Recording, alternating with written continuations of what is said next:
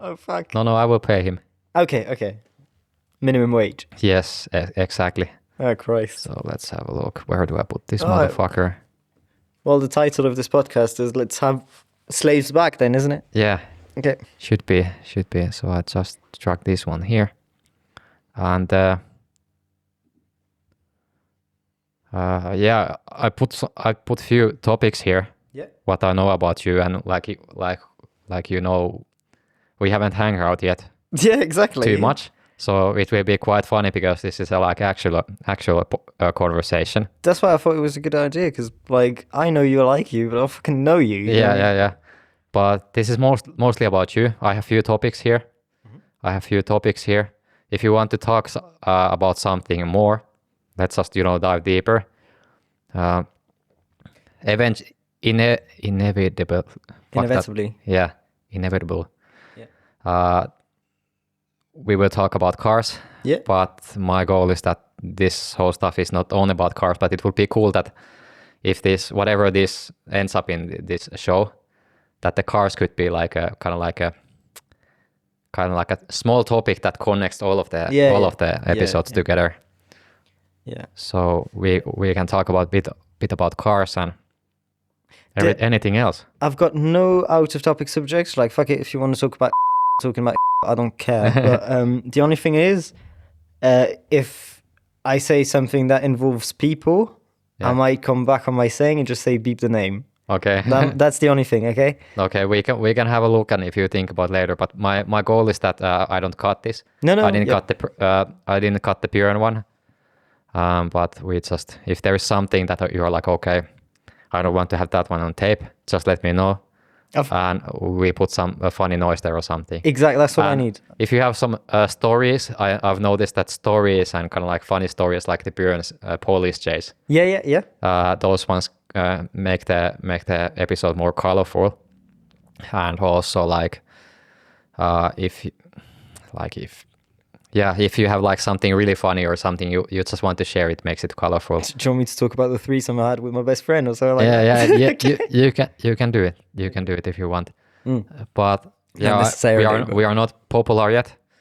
I don't want to get cancelled yet, so let's try to keep it that way.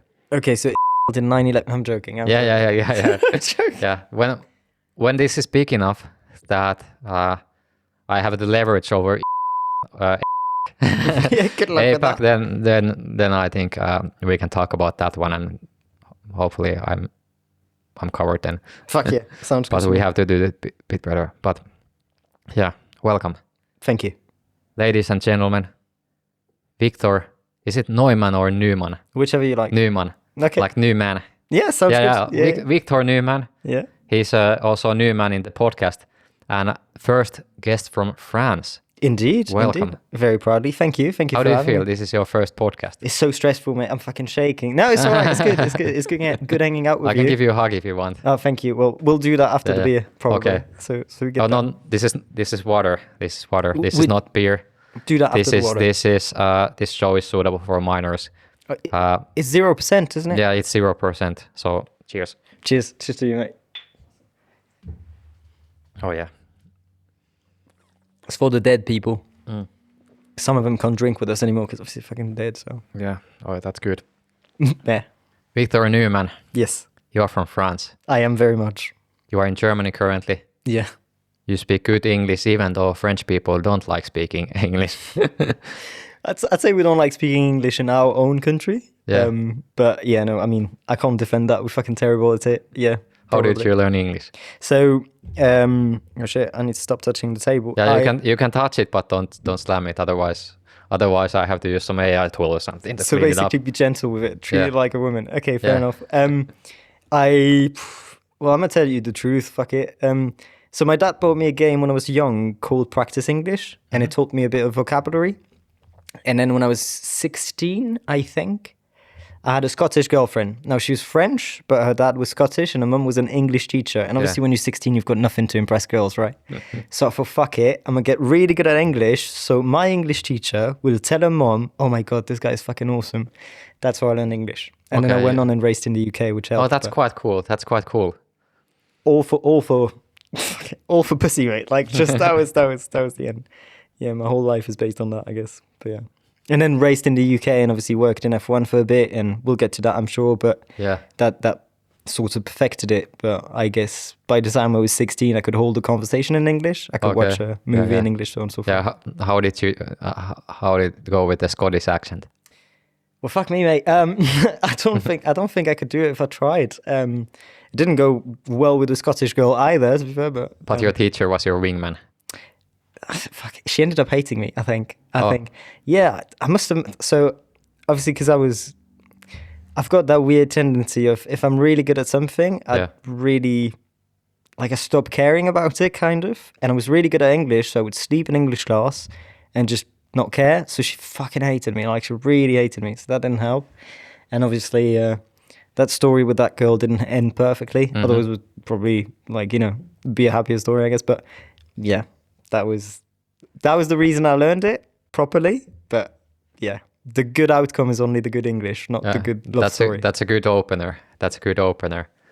So you got born in France. You lived your childhood and adolescence in France. Yeah. Where about in France? So Strasbourg, near Strasbourg. Okay, so that's on the kind of like not the East Coast, but the East. It's the East Coast. Yeah, literally. That's funny, East Coast. It's the fucking border to Germany. I need to stop saying the F word all the time, but it's the border to Germany. You can literally go from one to the other in 5 steps. It's not even a joke. You just cross Le Rhin, which is the water that goes through in between Germany and France, and you just cross it and you're in Germany. So Strasbourg obviously used to be German and was French before that and was German before that, and was so a bit of history there. And yeah, I grew up there. A lovely place. I think if we had the sea, it'd be the best place on earth, but we don't. But you had a river. Yeah, in which you can't swim because there's like a bunch of dead people and a bunch of yeah. Yeah, if you go swim there, you become one of them. Yeah, honestly, I believe so. And there's like a bunch of petrol because we see there's oil because we see there's boats going on it and stuff. Oh yeah, so it's a big one. Yeah, I'm sure there's people who swim in it, but ever since I was a kid, I've been told, yeah, don't go in there. Just don't. So no. Maybe I'm like super wrong, and people from Strasbourg just comment like, you cunt, you can swim in it. But yeah. No, I to my knowledge, you can't. Yeah. Do you have any like good memories from your childhood? Like how was the area? Let's start with how big place was like Strasbourg. So I grew up about 20 kilometers north of Strasbourg, actually. Okay, so it's kind of like outskirts. Yeah, a little bit of a smaller town, which is named Haguenau, if anyone ever fucking. It was like 35,000 people, so it was sort of small city, not a village, but a small city. It was a mega time, honestly. I mean, just like any kid, at some point I was weird, I guess, and at some point I was kind of normal, and I grew up in a very loving family. That's my luck in life. My mum and dad are still together, still happily married now, and they're lovely. So I had that. Obviously, didn't grow up without any brothers or sisters, so I was a lonely child a bit. No, it was good fun. It was really good fun. I did a bunch of activities when I was a kid. Funny enough, I played basketball for 8 years, and I'm 5'5", but played basketball for like 8 years. Did a bunch of things on the side and stuff like that. And then when I turned 13, I think, I wanted to do some BMX because I wanted to be cool. And then I realized by the time I was sort of 17, 18, I realized BMX was just smoking weed and trying to get pussy. Yeah, but did you do like BMXing? Yeah. Okay, yeah. I was not great. Okay, so you are the second BMXer in this podcast. Who was the first one? Oh yeah, you need to watch the previous ones. Okay, I'll watch I'm disappointed at you. No, yeah, sure. You need to watch all of them so you find out who is the BMXer. No, but I would if we were in the winter. If you know who is the BMXer, leave a comment below. And so you should have watched it, Victor. Yeah. Don't give me the answer. I'll watch him. But if we were in the winter, I'd have watched all of them. It's just too busy at the minute. But yeah I'd have watched all of them. Who was the first one? Huh? Do I know him? No, you haven't met him. Okay. Right. Yeah, first one was Hannu from Mantai. Shout out to Hannu. And yeah, he works as a mechanic there. He's from Finland. Okay, yeah. Yeah, he's from Finland. And yeah. That's how we got connected. And he wanted to do a podcast with me, and I love the support I've got. Because obviously you mega, so everybody wants to hang out with you. I get that. I mean, I'm right here, so you know, obviously. Yeah. But yeah. Yeah, you are the most important man in my world currently. Oh well, the world's very small at the minute, so yeah, I'll give you the compliment back. Thank you. You tried BMXing. Yeah. You thought it's not your thing, only smoking weed and what?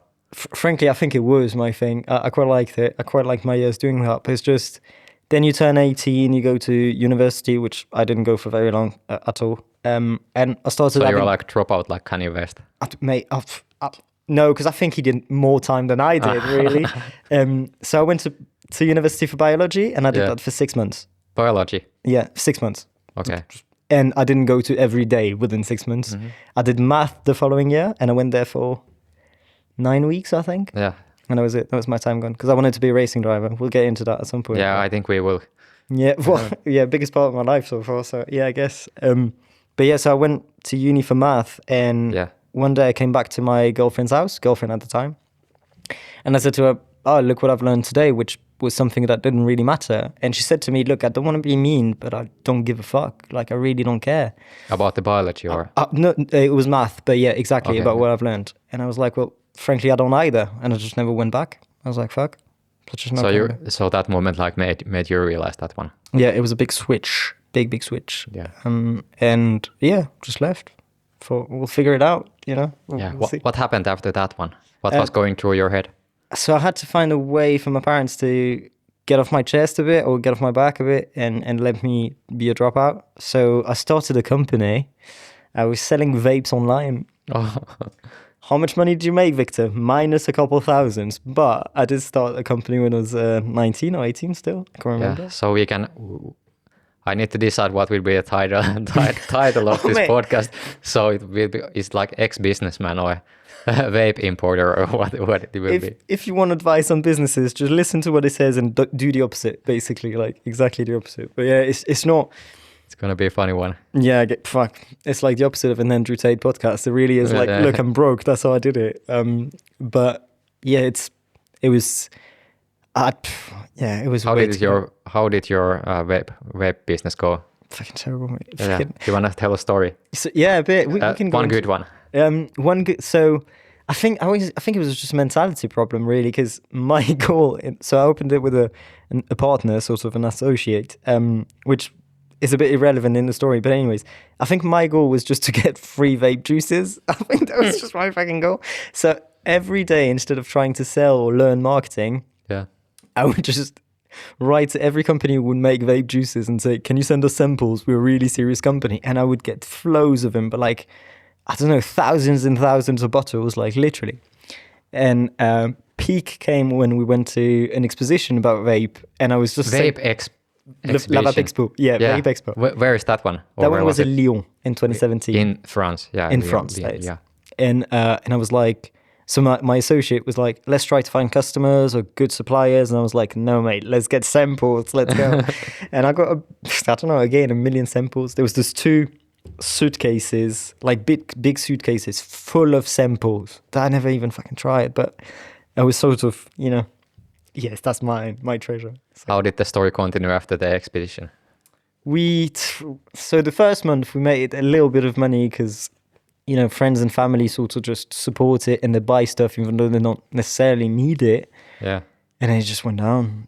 We stopped making money, and I wanted to make a shift and started to produce vape juices. And I was like, yeah, mate, I'm going to be brilliant at it. I'm going to make flavors that are crazy. So I spent all the money of the company, which wasn't much, but all the money of the company in aromas and stuff, everything to make vape juice, basically. And I realized I was terrible at it, and I couldn't make a single juice that tasted all right. So that was the money gone. Okay, and then it went downhill from there. Yeah, we just kind of stopped. And how old were you back then? 19. 19. Okay, so that was like 8 years ago. So. 8 years ago. Okay, something like that. Yeah, 8. Okay, what happened after you realized that this vape business isn't going to carry you along? Again, just chasing pussy and weed. I'm joking, obviously, but it's, I don't know. I got into racing, so we need to come back a little bit. And I got into racing when I was sort of 16. I always wanted to do it, but obviously my parents didn't have the cash to fund it. Yeah. So it was always sort of a dream that was far away, and we forget it. But we went to Milan in 2015, I think. Yeah. for the Universal Exposition, and we went around Italy. We went to the Ferrari Museum and stuff like that. What's Universal Exhibition? It's an expo with a bunch of stuff. Universal Expo is the name of it. Mate, I was 17. I didn't really care about it. I was like, they gave you ice cream with vodka, and that's all I can remember. And it was lovely. So yeah, we did that, and we did a few stuff in Italy, and we went to that Ferrari Museum. Is it the Maranello or something? Maranello one. Yeah, exactly. I've heard about it. Never been there yet. You should. Isn't like it's great if you like cars. It's just a mega place. There was the engine from Niki Lauda in 1976, so I was like stuck in front of it because Rush just came out, and so on and so forth. All came out a few years before, but I was addicted to that movie. And I spoke to a Ferrari guy there, and he said, "Oh, are you racing?" And I was like, "No, because I don't have the money for cars, and it's too late for karting." Yeah. And like the image just stays stuck because he said whilst he was throwing his cigarette out, he said, "If you think it's too late, you should start now." And I thought, fuck, okay, let's go. And so from then on, I was chasing that dream of racing, and I started doing go-karts a little bit when I was 18, when I had myself the cash to do it, because you could work and do a few things on the side. And so you started like you started it as like a go-kart hobby, but it was kind of like self-funded. Yeah, and it was a bit more than a hobby. I was like, if I can get good at this, then I'm pursuing that dream, that particular dream. If I can't, well, I'm terrible at it. We'll find something else, but let's find a purpose, right? And that was one of the reasons I wanted to start that company as well. So parents would get off my back for the university, and maybe it would work. And maybe I would. And have you're the talking currently about the vape company. Yeah. Yeah. Okay. Yeah. I'm a bit ashamed to say vape. No, it's you are ashamed, but for me the story is like fascinating. It's completely new, and it's something like special. And what I try to say to everyone, like even though this show is quite small, people will listen to this one from Australia, United States, Finland, here in Germany, like everywhere else except probably in Antarctica. Well, maybe, God knows. Yeah, maybe there. So there can be someone, and your story about vape business can be like, okay, I was about to try vape business, and then I decided not to do it because Victor said it wasn't good business. If you try to do it ever, don't try to do it legally, don't do it with an associate, and don't try to just get free samples. Just like literally, just don't worry about the legality of the company, the structure of it. Just try selling vapes and see if it works. Because I wanted everything to be legal, which costs a bit of money, and everything was legal and clean. But I couldn't fucking sell a vape for anything. So and you were doing like what they advise to do in like a mafia and drug like narco movies, that you shouldn't like use your own product. Well, yeah, exactly that one as well. Yeah. Well, the problem also was like it's weird, but you have some sort of stock because we didn't drop ship it. We had the stock and stuff, and so you had money invested. Inventory. Yeah. We had an inventory, so I would just take stuff off of that and just vape it, like really, really fucking idiot. Yeah. Looking back, it's a funny story. Now it's just a funny story, right? Yeah. I'm sure still. But the go-karting. So you were running the you started the business and started doing go-karting, and both of them you did for the same kind of like towards the same goal. Yes. And you got the go-karting. How did it continue from there? So I did rental go-karts just like anyone would do. Just go there, drove a bit, realized that wasn't too bad. Mm-hmm. Did a race, won it, and I thought, maybe I'm not bad at this. And so I scraped a bit of money with helps from my dad, and I bought a real go-kart, a 2-stroke one, 100cc. And, sorry. Bought a book, and that book's important. It was Speed Secrets, the ultimate guide of racing or something like that. Yeah, I've heard about that one. Yeah, I bet you did. It was funny meeting Ross. Like, I guess we'll get there at some point. But, and I was just driving and trying to apply where I've learned reading that book. I was studying racing the same way you'd study at university. Quickly became all right, I would say. And from there, the important shift was my mum's boss invited us to a race in 2017. A car race, and he said, "Oh, maybe next year we'll see you in that car." I was like, "Fuck yeah, we'll do it." So I asked him for sponsorship and did that race the following year, and everything sort of kicked off in a way at that point. But yeah, it was all towards the same goal, same dream. Just fucking want to be a racing driver. It's so sick. reality caught me a bit, but yeah. So you did like a full season or something with the kart you bought, or No, I never raced the go-kart because it's just too expensive. There's no way to get sponsorship for it. I was 19. yeah, they are 20. quite small. It's hard to put stickers there. And And they're so fast you don't get to read it. give me 2 names of go-kart world champions that are not in F1. There you go. So kind of felt pointless. And we're talking about world champions. Like, I would have raced locally. No one fucking cares. Like, you couldn't care less about it. So impossible to find sponsorship. Or at the time as well, Instagram wasn't as, like, you know, it wasn't, you know what I mean? Like, people wouldn't get sponsorship off of Instagram just as much as now. Didn't want to do it anyways. But, so yeah. No seasons in go-karts, just laps and laps and laps and laps and laps and laps, trying to figure out how the fuck do I get good at this? So, yeah. If you have to beep all the F words, mate, I'm sorry. Like, I apologize. It's okay. I don't yet have any sponsors, so I think it will be okay. Fuck it, if you want to sponsor the podcast, if your name is, Your name here. there was a vape company named, I think it was fucking Flava or something like that. They could sponsor it. We say fucking all the time. Or I say fucking all the time. Yeah. Before we dig deeper to the motorsports, because I think there is a lot to talk about that one. Because in the end you are like a car person, motorsport guy.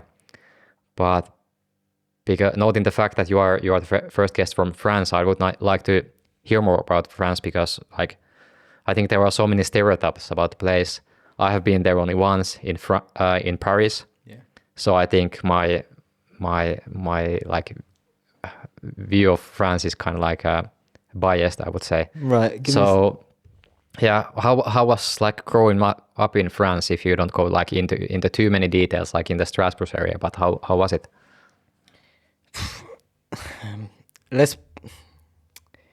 French has some sort of culture of it's either excellence and like you're working really, really hard to become excellent at something, or you're trying to do the least fucking amount you can to just get by, right? Mm-hmm.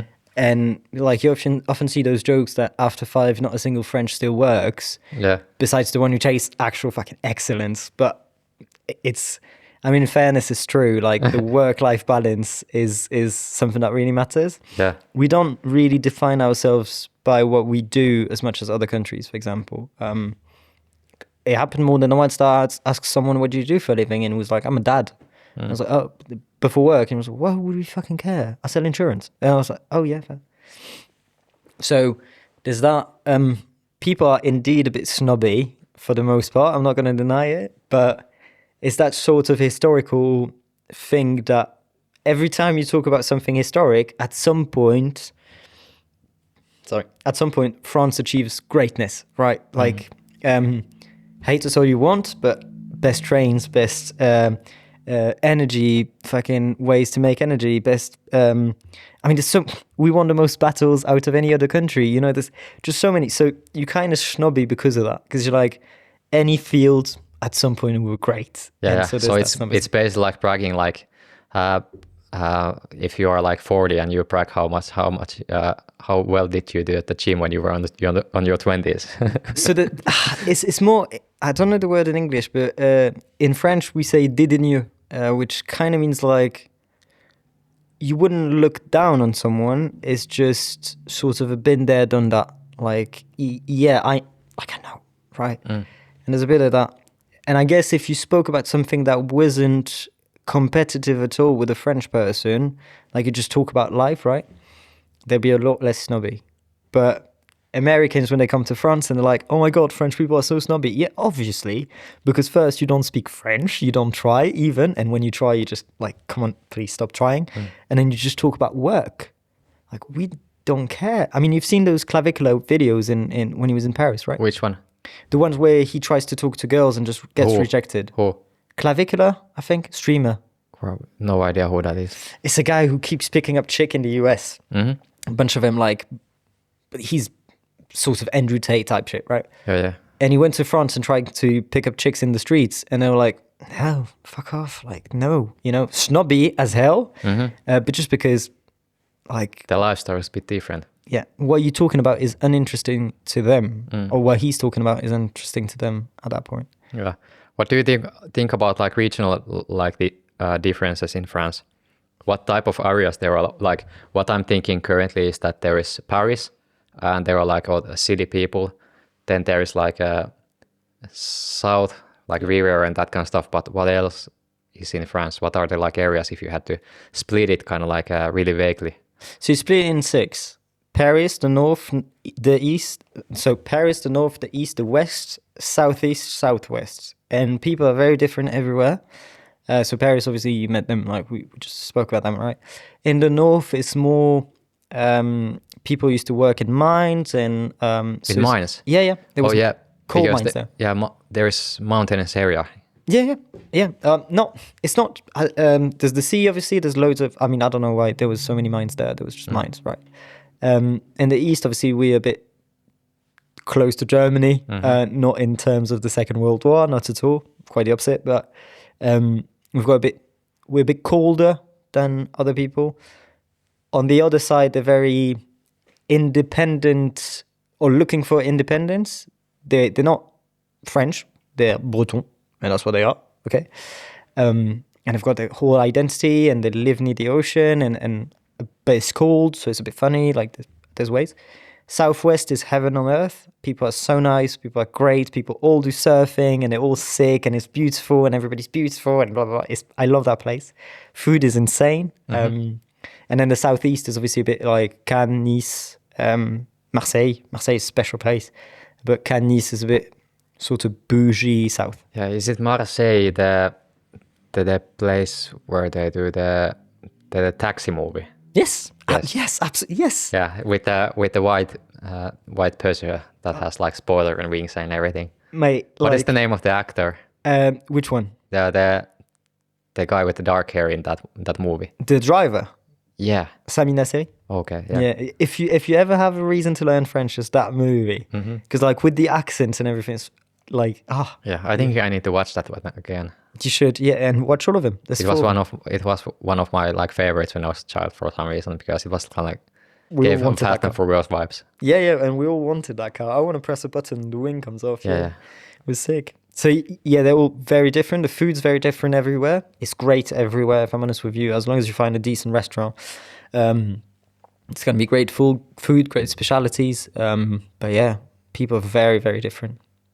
And so people from the north are a bit more Celtics, and people from the south are a bit more Latin. So there's obviously cultural effects on that. And yeah, because it's quite in the middle of both worlds, right? It's kind of the only country in Europe where it's sort of cut like that.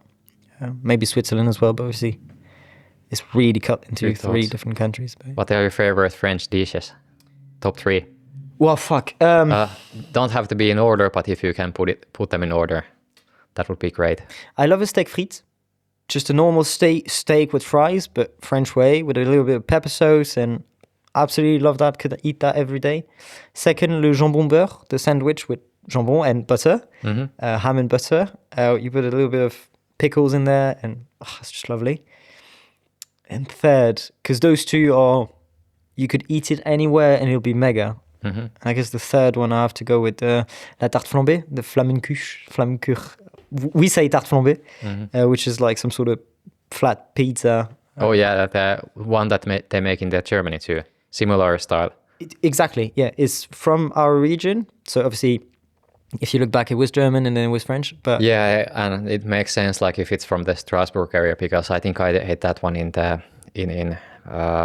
Cochem. I tried that one, and they're not too far away. No, indeed. Was it good? Yeah, I liked it. It was something familiar, but something different. We'll take you and Leah someday in Strasbourg to eat the real one, and you tell me if you like it or not. Yeah, let's go. Eat a proper one. Let's go. How would you describe about like pros and cons of living in France? Good sides and bad sides. Of course, they have like the kitchen and the culinarity is like good thing. Mate. The quality of the ingredients is insane as well. Like, there's a lot of control on it, and like making your food yourself there would taste better than here. So this is something I really miss. Cheese is insane, but let's not even get into wine or stuff like that, because I truly miss it. The pros are the work-life balance, the real thing. Like, it's normal to not want to work after your work hours and to want to do something else. Have a life outside of what you do for a living. I think that one was difficult for you, considering that you wanted to do the motorsport stuff and achieve something bigger, right? Of course. I mean, but it's still sort of part of the French culture, because you take any French person in any field who tries to achieve excellence in anything. Are you like an outsider, like a black sheep if you do that? No, really. Not really. You are just part of different, like a different group of people, and they're all similar people than you. Well, if you see it as somebody, everybody be like, oh, we're that way, and he just is like us, but he's got a dream, and that's more. So it's not his job; it's his dream. You know. Oh yeah. Okay, now I see. Yeah. So and everybody's going to be behind you in many ways. You've got, of course, you're always going to get people talking you down and stuff, but most of the time people are going to be behind you, not in an American way where they would cheer for you and blah, blah, blah, but okay, cool, do it, we're with you. If you fall, we're here, you know what I mean? And it's quite that. So that's a massive pro. This is, I think the language is very vast, and there's lots of ways to say things, so you can always make your point the way you want to make it. Yeah. Which we're losing time after time, but the cons, mate, you don't make money. Like, frankly, you just don't make money. The floor is sort of very high, like we won't let you die, you won't have medical bills or anything like that. But the ceiling is like super low. It's very hard to make money. If in France you make $4,000 a month, I don't have many French friends who make $4,000 a month. Like, it's rare, you know. Whereas if you go to the US, you broke with $48,000 a year. You know, what mate, you broke. So, you really don't make money. The snobism of people, but if you speak French, they're not that snobby. It's all right. The access to culture, insane, mate. Like, what do you mean by that? You wanna go to a theater? Oh yeah, there's that theater which has been there for 300 years and there's been everything there. Oh, you want to watch art? Oh well, there's that museum which has been there for 300 years and there's been this and there's been that. You want to see a concert? Oh yeah, there's that concert which this thing holds more people. Anything you want to see or watch, especially if you're in Paris, I guess more than anywhere else, but is available in front of you. Like, you can go there. And it's very well encouraged. Let me give you a thing. If you're young in France, you get le pass culture. Le pass it's culture, like culture pass. Yes. If you're under 25, I think, all of a sudden, instead of paying 50 euros for concert, you pay 5 euros. Oh. I'm not even fucking with you. Just pay 5 euros. Oh, yeah.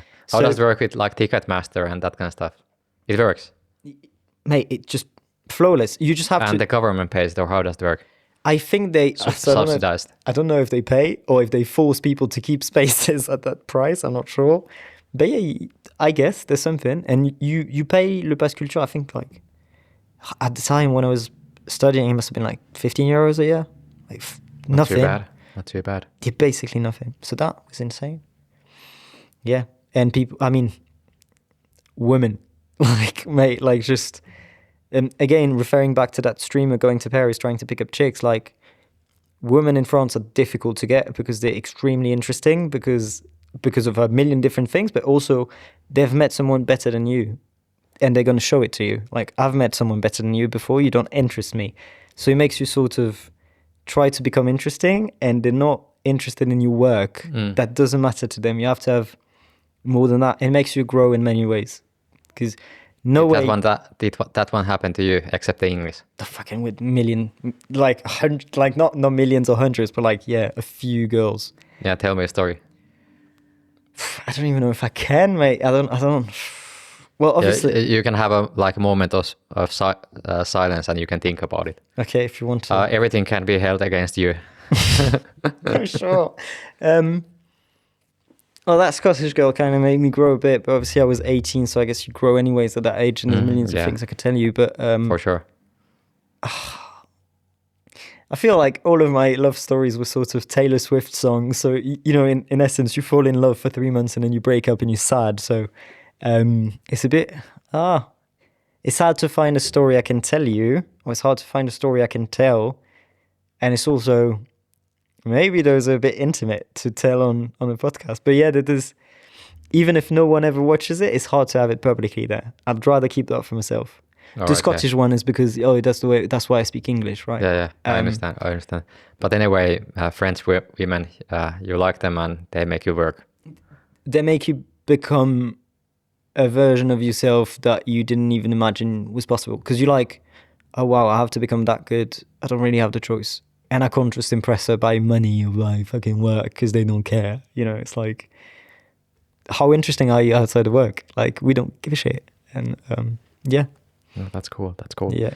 If a person who has never been in France or who has been only in Paris to see the Eiffel Tower and the usual stuff, what would be the number one place to go? Osgur, surf town in the southwest. Southwest, yeah. Osgur. And that's where you see like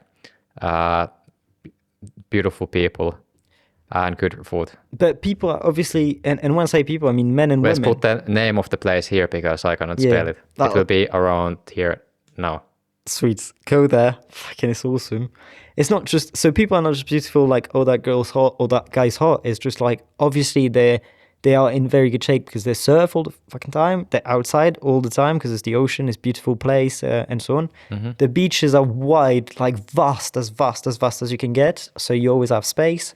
The food is extremely nice because they make comforting food because after a long surf day, you want to have a good meal. And yeah, that place is insane. Everybody's young, so it's very. Sounds like Australia, but in France. Is everything I've, because I've never been, but everything I've heard about Australia. Yeah, how are the kangaroos there? No, it's not kangaroos. There's forests, massive ones. There's sand everywhere. People are cool. They do that. So yeah. Australia. Exactly. Australia. Do you know where that comes from? No. So apparently it was a surf guy who had his fingers chopped up and he was just saying hi, but it was like that. I've heard. I'm not sure that's true. That's cool theory. Never heard about that one yet. Yeah, fuck. Well, I'll stand by it thinking it's the truth. How is Australia? Like, how's living there? The obvious stuff first, like the country is beautiful.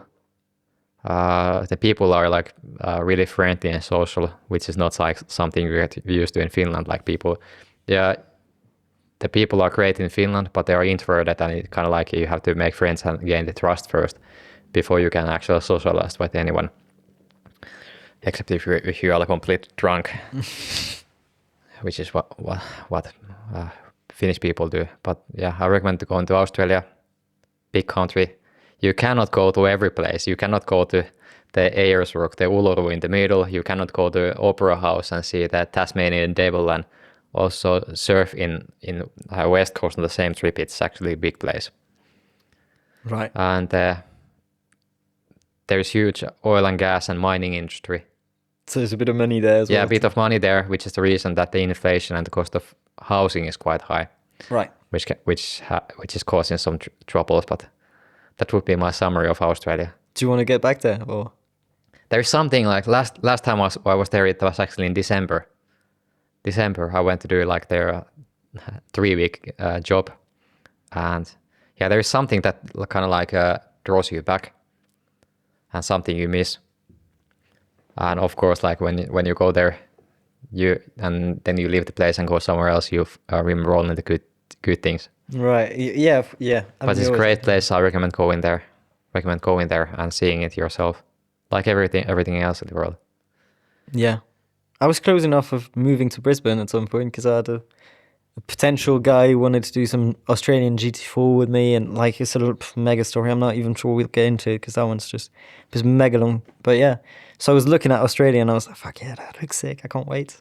Yeah. But then the spiders. Going there. Huh? I recommend going there. What about the spiders? At the Western Australian, they aren't as big as you see in the internet, and you don't see them as often as you think. There are more snakes, but still I didn't see many. It was so funny, like when I went to Australia for first time, came to the hotel with the taxi, and then okay, time to go to the Australian pub to have a beer and to kind of like have a dinner. Then we walked through this suburb, and there were like trees, and I was like, oh, fuck, when is the first spider coming? I was like paranoid, and then I like realized that there is no like within like 1 kilometer there isn't any spiders. So the reality is a bit different, and they know that the snakes and the spiders, they don't want to attack you there. Okay. There are a few scary looking ones in the East Coast, but yeah, it's not a trouble, at least in the West. I think I'm never going there then. It's just like I'd be scared of it, like seeing a massive one coming over. Oh my god. How did your life continue from your late teenage years? You started the vape company, which didn't end up well. Yeah. Except the lessons learned, and then you started doing like karting. So like I said, my mum's boss sponsored me then for that particular race. Karting race? No, car race with a TCR car, endurance TCR. race. Yeah.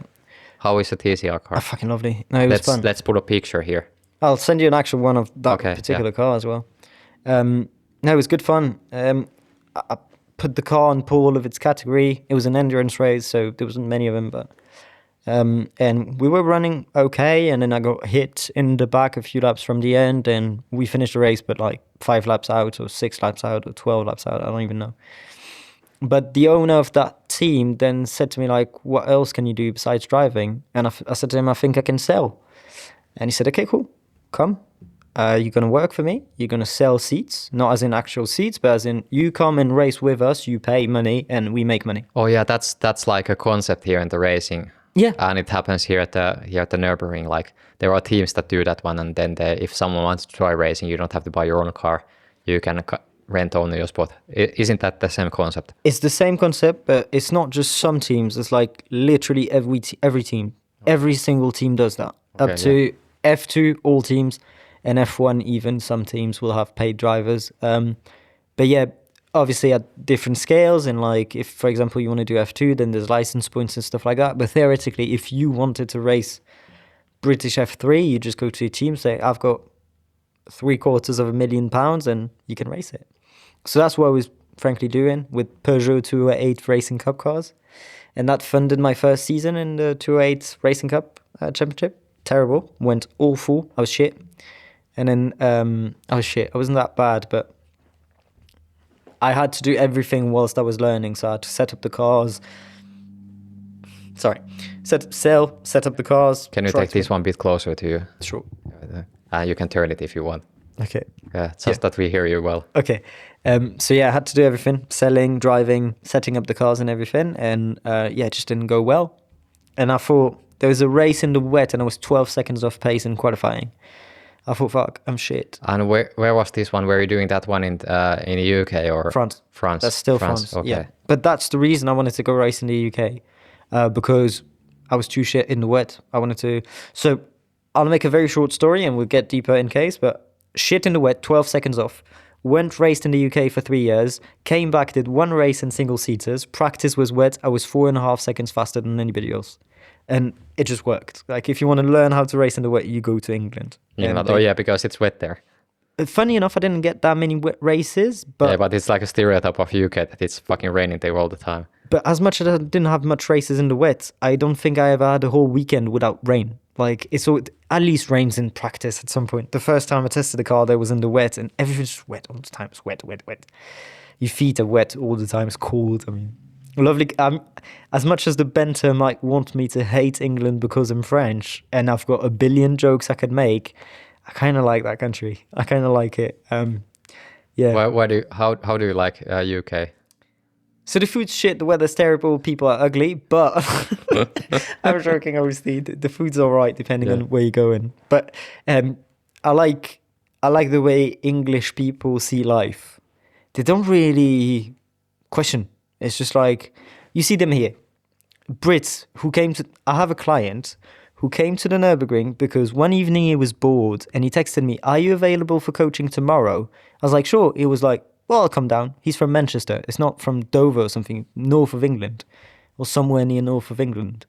And he just drove down, did a few laps. I think we did 2 laps and went back to the UK. They just do it, you know? And I really like that about them. They just, yeah, we'll do that. The team I was racing in the UK couldn't afford a car to race in the championship they wanted to race in. So they built one. And they just built it, won championships with it, started renting it to people. So instead of overthinking and overcomplicating it and just procrastinating, just do it. Yeah, they just, okay, we'll do it. And they run a whole organization out of their family garage that was a 1-car garage, and they run like 6 cars off of it. Like, just didn't really care. They just did it. Like, and it worked really well. Bless them. They were great people.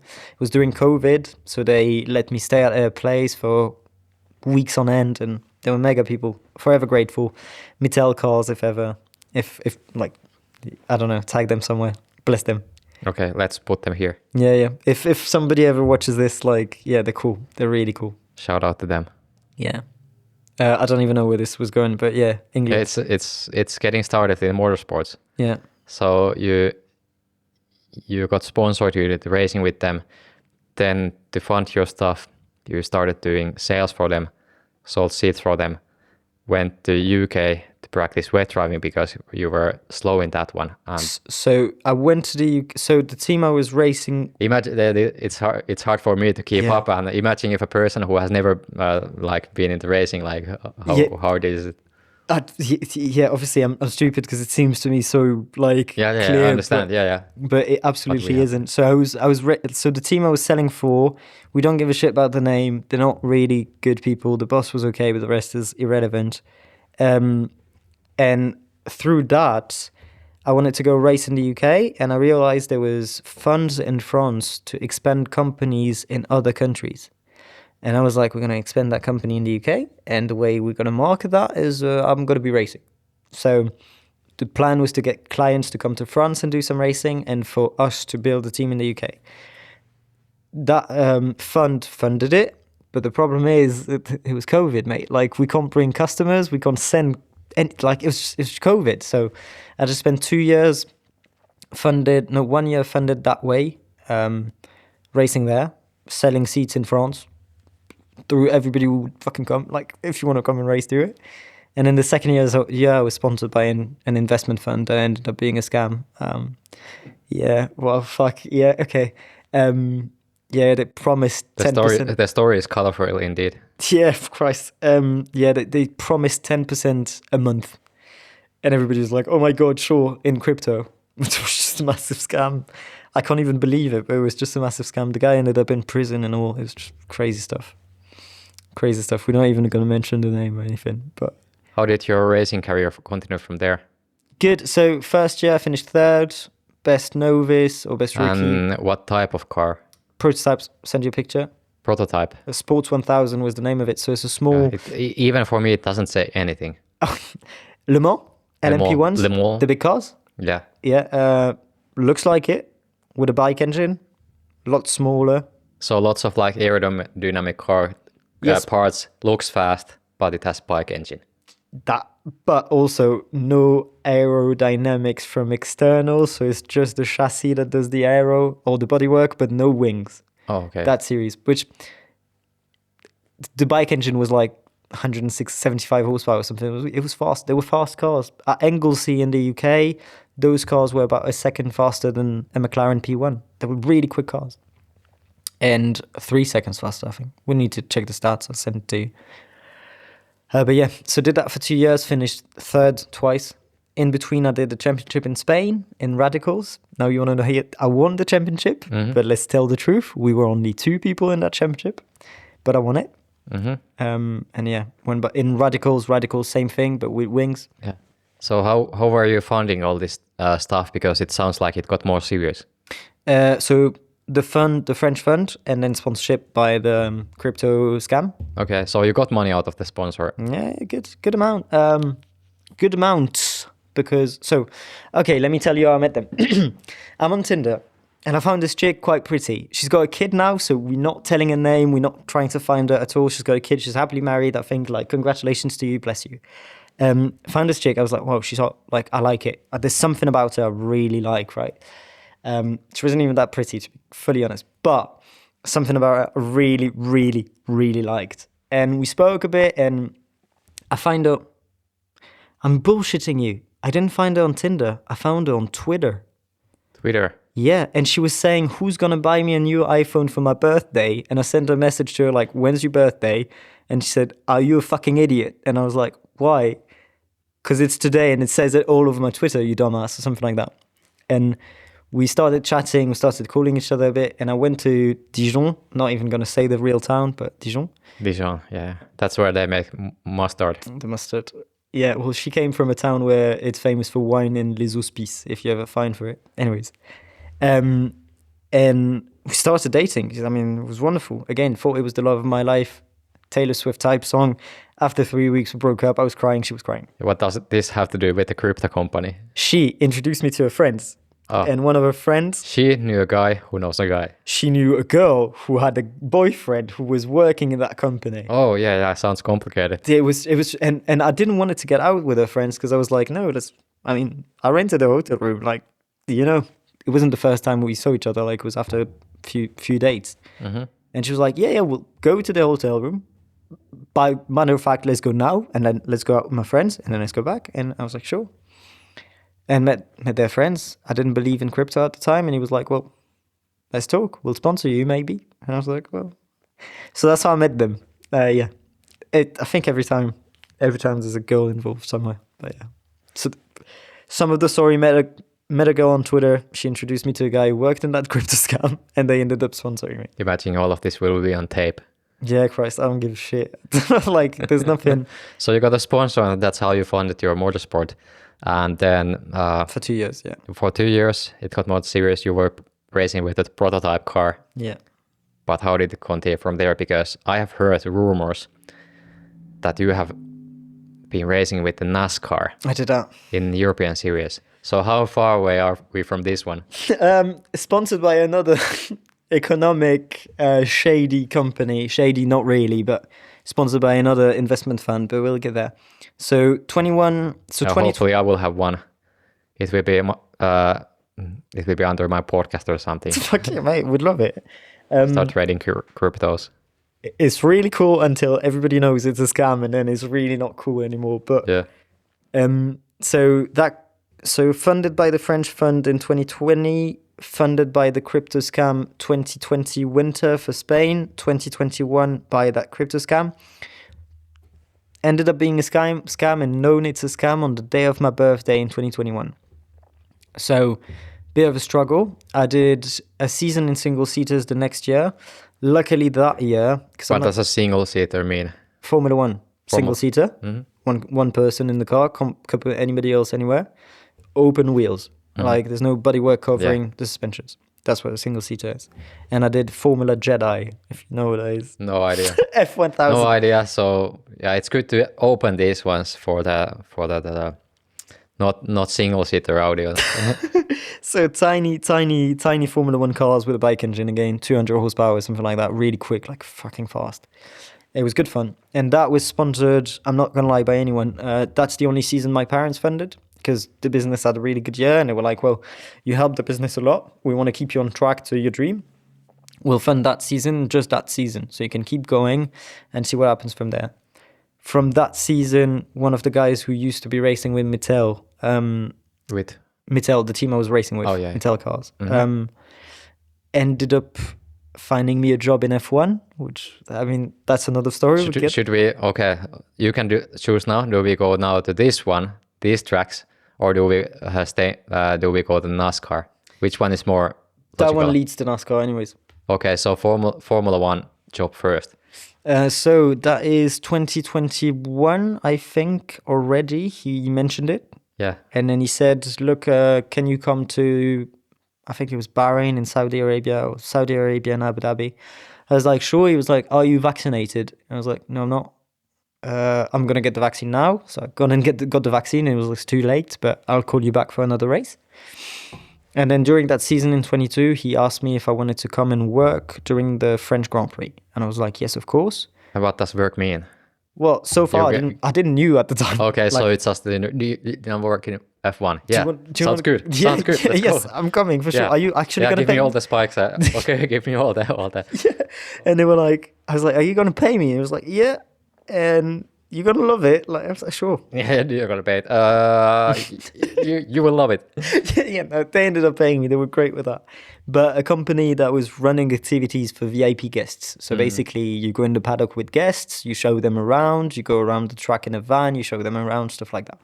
You do interviews. I never did, but some of our some of my co-workers at the time did interviews and stuff like that. So did that job. In 2022, I did French Grand Prix, Dutch Grand Prix, Austin, so Texas, and Mexico. So those 4 races. Obviously, I was hooked, mate. You working in F1, like everybody's fucking, like this is F1. Wow, insane. And I did that job for 2 more years. So quite long. Yeah, quite a bit. So I did 11 races in 2023, 11 races in 2024. Didn't do the whole season, but it's a good chunk of it. It was loads of traveling, to be honest with you. Yeah. So how was your life? Like you did the one race, then you got like a contract or something, and where were you living in Strasbourg? I was living in Colmar actually. Where? When I first started, south of Strasbourg, really nice town. Okay, yeah. Really, And then you were like, were you working only during the races, or? Yes. Okay, only during races, and it was kind of like contractor job. okay. You go there, you do your job, you come back home, you don't care about that job anymore at all. Paid fairly well. Like I've got nothing bad to say about that gig. It was good. And yeah, you paid a good part of the bills, and it was lovely. And obviously, you've got the bragging rights of saying I work in F1, which was cool. Met my girlfriend right before I did that. My current girlfriend, who I'm still with, which is lovely. So I never did that job single, although it seems like insanity if you're single. Like I think it's for the better. I never did it single because we see you traveling around places. So yeah. Did 2023 doing that. During the 2023 season, I raced a couple of things. It just a bit irrelevant, whatever I could get my hands on for extremely cheap or free or get paid for it. But it's not really relevant. There wasn't much there. And during that 2023 season, I met people in Saudi Arabia doing a paddock tour, and we clicked on just really well. So at the end of the tour, the guy gave me his business card saying, if you're ever in Dubai and you ever need anything, you let me know, okay? And I was like, don't give me your card because I'm going to ask for sponsorship. And he was like, okay, take my card and ask for sponsorship then. Just let's do it. I did, in 2023, I did the club challenge in EuroNASCAR. That's my first ever thingy. So what does it mean? You just a regularity event. Basically, you ride before the real EuroNASCAR races with the real EuroNASCAR cars, but the idea is not to go the fastest, is to do a certain lap time 5 times over the closest time you can. Okay?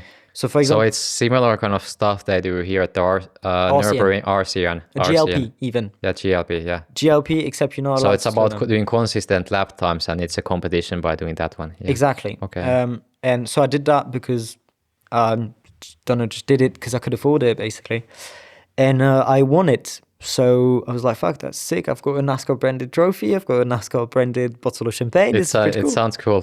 I'm good at this, you know what I mean? Like, yeah, cool." And they offered me a really good deal to do Brands Hatch in EuroNASCAR. So, Brands Hatch. And UK circuit. Yeah. That's one of there are a few main ones: Silverstone, Brands Hatch, and Donington, Alton yes. Park. There's a few you can name, and which would ring a bell. But yeah, Brands Hatch is definitely one of them. Yeah. Yeah, exactly, absolutely. Gave me that deal, and I texted that guy I met in Saudi saying, "Look, would you sponsor me for that one?" And I was like, "Okay, let's do it. Cool." And I did a rookie podium, and I was like, "Oh wow, this is amazing! I'm going to be great at this. I'm going to fucking win everything." And they decided to sponsor me for the following year to do a full season. Now, important. In EuroNASCAR at the time, because it has changed names, and I think the previous ones were easier. You had EuroNASCAR Pro, which was 23 cars on the grid, and anyone can do it in theory as long as you've got license, blah, blah, blah. We're not going to get into details. But it's like the fast guys, right? EuroNASCAR 2, same cars, sometimes same people. Some people do both. Sometimes slower driver. Basically, the front is just as competitive, but there's a bit more spray in the field. Instead of being P1 to P20 within a second, P1 to P20 is about within 2 seconds, okay? Sometimes even more. And then there's Club Challenge, which I did, which we'll keep to the side because I didn't do that anymore. So I did both championships at the same time that year, because the races are the same weekend. You do one race after the other, and then the next day one race after the other. Now, I wasn't in the best team. I don't think it was a good team at all. looking back, the team doesn't exist anymore, so we can shit on it as much as we want. Why is it? Why? What does? So we have to acknowledge the fact that not everyone listening to this one are like car people as Yeah. deep as you are. So when we talk about a team, what does make a team good or like bad? So Please help us understand. money, but it's not just money. It's funding and financial stability. so obviously the funding comes from the drivers for the most part. If you're watching this and you think most racing drivers are professional, you're wrong. Most 99% of racing drivers are bringing funds to a team to drive, whether it's their own, their dad's, or sponsors' funds. And are sponsors usually like that? Okay, someone wants to sponsor you and not the team. 99% of the cases, It's personal. literally. Okay. Yes. And when they sponsor you, they put stickers to the car. They give money for you to do the racing. But also when they put stickers to the car, they bring good for the team also and other drivers. Yeah, there's that, and there's the other. So, for example, my deal with the investment fund, because it was an investment fund, is that I needed to bring investors to them. Basically, I needed to find clients for them through racing, right? So, how can I make this as simple as possible? What makes a good team is when the team puts that funding into the cars, making sure the cars are as fast as possible. Because in EuroNASCAR, for example, all the cars are exactly the same from the factory. Bumpers changes, but because Chevrolet, Ford, or Chevy, Ford, and Toyota, but it's just the front bumper. All the rest is the same car. So it's just setting up the cars and maintaining the cars to the highest level possible, right? I don't think that team put all of that money into this. The quality of the engineers, their capacity to analyze things and make the car better from the data they get. It's towards the same goal, making the car faster. And the lack of ego, lack of ego makes a better team. In the team I was, engineers had quite huge egos for some of them, and you'd give a feedback and they'd just be like, no, you're wrong.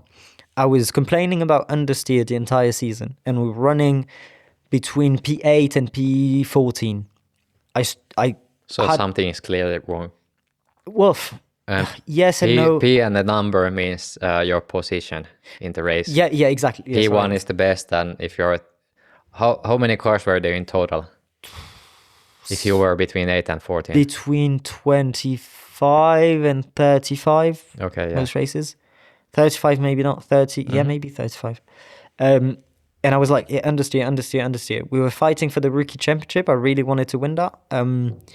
Ended up winning it. But they brought in a new engineers for the second to last weekend out of 7 weekends of racing. And I said to him, understeer, obviously. He changed 2 clicks on the car just because he believed me for once. Changed 2 clicks on the car. The car was mega, qualified P7. I was fighting for the front. And then I broke the engine, which is another story. But it's at the end of the season, that engineer was incredible and for that particular race. And then he wasn't there for the last one, but we could work on what the ground he laid down, right? But he was incredible. He works in DTM and stuff. Like, he's proper. So yeah, there was a lack of that. The proof I've got that the team wasn't great is that me and my teammate at the time, Thomas Krasonis, shout out to him, lovely guy, fucking amazing driver. Me and him at the end of the season, we were sort of on par, I would say, in terms of pace, within the top 10 most of the time. And the following year, he changed team and won the championship. So team is everything there. Apparently. What is EuroNASCAR about? Like, everyone knows NASCAR for United States. They drive around the oval. Yeah. Disney Pixar's Cars movie. Yeah. So what is EuroNASCAR? For someone who has like never heard about it. So everyone has an idea of NASCAR. The oval racing. Yeah. So just to clarify that, even in the US, they do run on road courses, which is what they call it. So left and right corners. But EuroNASCAR, you run mainly So now exclusively, but the year I did it mainly on road courses, so normal, left, right. So Brands Hatch, left, right, corners. So like regular road courses. Regular road courses tracks, yeah. Car people have heard of. Maybe Formula One people have heard of. Valencia, Vallelunga. So Formula One and MotoGP and like big circuits. Exactly, proper ones as well. Why would anyone watch like NASCAR? Why would anyone like to compete there? It's fucking sick. Yeah, why? But why? Why? What's the reason? What makes it magical? So the year I did it, we did one oval race, which was the only one in Europe, which was fantastic. It's just so pure. At the time I done it, it was still H pattern gearbox. So you first, second, third, fourth. So manual, okay, yeah. Full manual. Now it's sequential, so you pull to go up and push to go down. But insane and straight cut gears, so you can brake with the left foot and just blip the throttle on the downshifts. Sorry, so you don't need to use the clutch. You've got the only driver assist you get is power steering because it's impossible to drive without it. Aside from that, you get nothing. The car's going sideways all the time. It's really... So it's like manual and kind of like a traditional way to drive. Old school way. Kind of V8 supercars in Australia. Oh yeah. Kind of. But how about NASCAR? Do they do the same stuff with their cars? So NASCAR has several divisions. The top one now has sequential. The second one, which was Xfinity, I think now it's named O'Reilly, has H pattern still, so normal one, and then you go down and still that. Yeah. It's the thing is the purity of it. You hit people, you get hit. It's wheel-to-wheel racing. Fuck, it's insanity. Old school racing, yeah.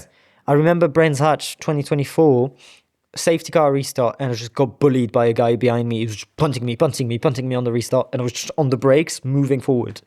It was insane, and you just lean on people. So you go into the corners. For example, it's a right-hander. You go into the corner and you lean on the guy next to you to make the corner, and then he's gonna do the same to you. So you better be fucking quick, right? In Europe, we get penalties. In the US, they don't get penalties. So you can just smash into somebody, crash him, and you get no penalty, but he will do it to you the next race, obviously. We had a little bit of that in Europe, so you kick a bit and do stuff like that. But you get penalty. But you get penalties because the FIA is regulating it.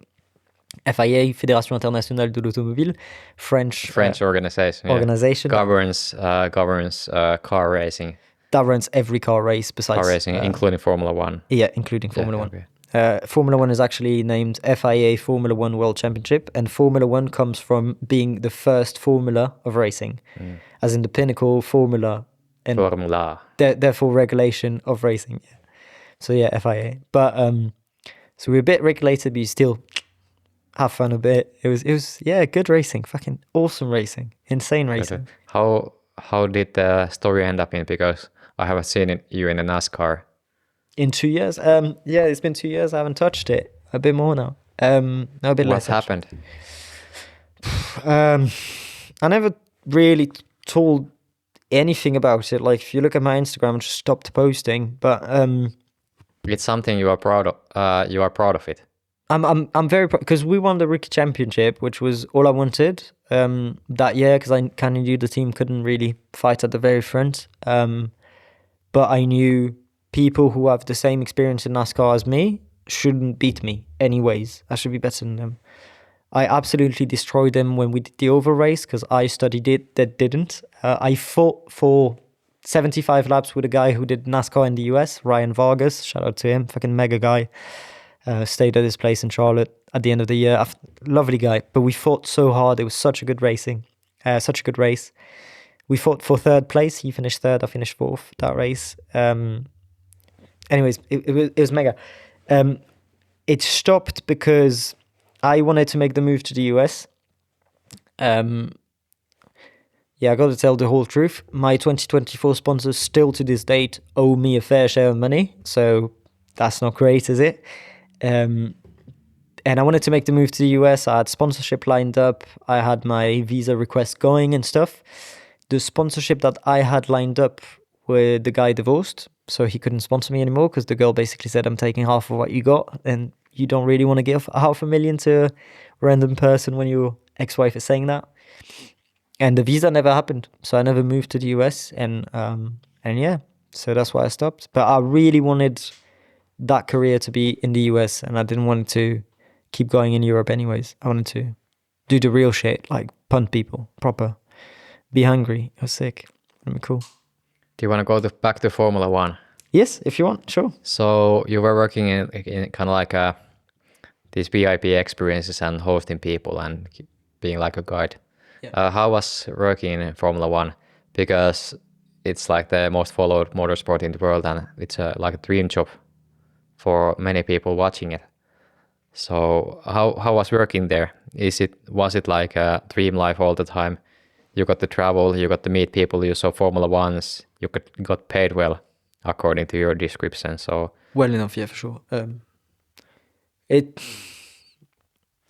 You can see it both ways. Either you get to travel or you have to travel. So for the first part, so yes, it got me to see the world, which was insane.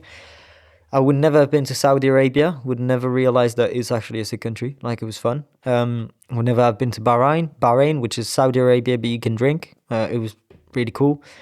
Went to the US plenty of times through them. Went to Mexico, which I would never have gone to because why would I? And yeah, that's great. Now you mainly see airports and circuits, which is where it is. It's fine. Sorry. But you don't get to travel, you get to go to places to work, right? Because it's still work as much as it seems like a dream. It still is work. It's long days, very long days, loads of steps. If you're doing paddock tours, you're doing 25 kilometers a day, just walking, talking to people all the time. You meet people. Most of the people you meet kind of like Formula One. Sorry, you rarely get someone who's a real fan of Formula One. So you rarely get to talk about Formula One with people because obviously the VIPs are invited for most parts. So just here because of the event and so on and so forth. Not all of them, but a good chunk. The best part of the job was the people I was working with. They were all racing drivers. Huh? Your colleagues. Yeah, they were all racing drivers. Most of them, because that was a rule at the beginning, but then they let it go a bit. You could be an engineer or something, but you were related to the motorsport world to work in that job and related like really closely. I worked with people where performance engineers during the 24 hours of Le Mans. I worked with drivers who have done Le Mans. I worked with he won GP2 in so F2, Formula 2, in front of Sebastian Vettel. And brother, I got drunk with him. Like, it was good fun. You know what I mean? So it was the team, and everybody loved the same thing, like loved racing and so on. So that was incredible. That part was incredible. Is it only so you guys were working for the same company? Yeah.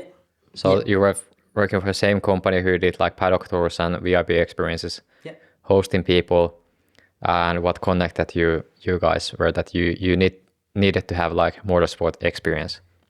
Big motorsport background. Yeah, like the question wasn't really at the beginning. After that, again, it opened up a bit more. So but at the beginning, the question wasn't, are you racing? It's like, what racing are you doing? And I don't know, it felt to me, because it was my childhood dream, and obviously I didn't have the money to do it at the beginning and so on and so forth. It kind of felt like, you didn't have money to do the driving. My parents couldn't afford it. Now I got it. No chance. So it was like, I finally belong.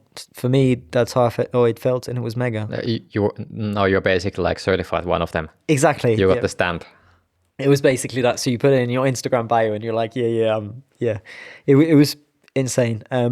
Did you meet? So those are like people you work with. Like I've heard that some races, especially like Monaco Grand Prix, are like more networking events, like the motorsport stuff, and the race, it's like secondary and it's more networking. What's your comment about this?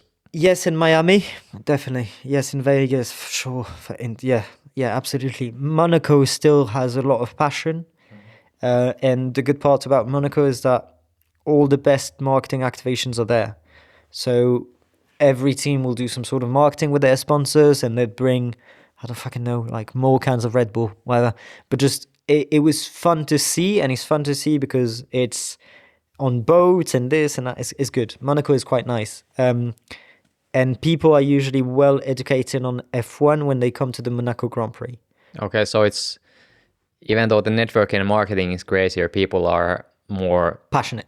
more into cars there. Yeah, yeah. In general, yeah. It's really old like Grand Prix. It's Yeah. traditional, and everyone knows the few like U-turns or like horseshoes. Yeah, that exactly. Go in the city. Hairpin. Yeah. Yeah, hairpin. And the racing is not good because there's not many overtakes or anything. So Yeah, if it's you're quite there, narrow. yeah, exactly. So if you're there and you're watching the race, you like Formula One because you need to like it. It's impressive. It's literal insanity seeing those. Like in Austin, the first year, because for some reason I didn't get Austin, Texas. Yeah. I didn't get to watch closely when I did French Grand Prix and Zandvoort. Not really. I mean, I watched, but not as much. I was walking in the grass in the fan zone and I saw a Haas pass by and I thought, fuck, this is fast. And my mate told me, no, he's on a cool down lap. And all of a sudden, and mate, those cars are so fast, like you wouldn't believe how fast they are. So seeing them in Monaco is insanity. Insanity, mate. Like insanity. You wouldn't believe it. That close from the wall and, I don't know, 260 kilometers an hour. Like, what the hell? It's insane. So that's quite cool. But I agree with you in Miami and I agree with you in Vegas. It's more networking events. It's events more than anything. I'll find you a screenshot, but in Miami, the fruit salad was $265. Like, it's just, why the fuck would you? And it's a normal bowl of fruit for $265. So everything was just made for ultra wealthy people to go there and network. That's all. So that's what it felt like, to be honest. Probably wasn't just, there was Donald Trump, for example. So you see what I mean? Yeah, something crazy. Doesn't really like. If someone wants to get to work with Formula One, what are the steps? It's not what you know, it's who you know. It's just so it's not, you cannot like officially apply anywhere. There are less like the job adverts available, or what? Specifically for the job I did, I don't know if you can apply, and I also know like it's pointless to sort of network because people feel it, right? I got the gig because he was like, you speak several languages quite well, you seem to be all right with people, like you're not an absolute idiot, and you really like motorsports and you know a lot about Formula One. But that went through because me and him shared the same truck for like a year. We were sleeping, he was sleeping in the bed over there, I was sleeping in the bed down there in 4 square meters for a whole season. So we got to know each other that way. I don't really know how it was for others, but it was kind of the same. You know that person really well, therefore he trusts you, therefore he gets you to come. Couldn't really give people advice. No, I couldn't. You need to get to motorsports and trust the process. And would it be fair to say that it's not like worth chasing it? Like, do what's your thing. When you do it with passion enough, like it happens if it happens. Be worth it for them to come to you and say, oh, you'd be fit for the job. It's not an exceptional job in motorsport world. Most racing drivers will be offered that job at some point if you're serious about what you're doing. But be worth it. Know your fair share about Formula One. Enjoy it. Like, be passionate about all that. It's pointless to be an F1 influencer on Instagram. You won't get the job. Like, as far as I know, right? Might change, God knows. But be serious about motorsport and you'll get that type of jobs, really. What's your view on the current like development of F1?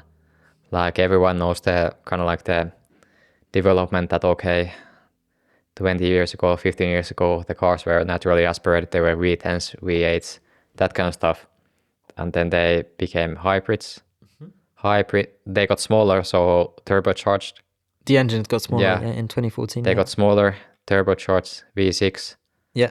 Now they are hybrids, and they have been hybrids for a while. So then now what I noticed that some people aren't happy that it's not like pure racing anymore. And there is like the cars slow down the corner because they run out of virtual battery or something like that. So what do you think? Like, how is going with Formula One? Do they think that they continue strong and they go to better, or is it like going to be like a fading away industry or racing series? If you watch a football game between the two best teams in the world and there's 0-0, was it really a boring game, or was that the two best teams in the world playing the highest possible level and therefore no one scoring? You know what I mean? It's kind of that in Formula One. Sure, there's not as many overtakes. I'm not going to talk about the virtual battery or whatever. Like, let's not even get into that. It doesn't fucking matter. They'll solve that problem. It's Formula One. They're going to solve it soon, I'm sure. But people were talking about, oh, they overtake less and less because the cars were actually bigger, the engines were smaller, there wasn't as much noise.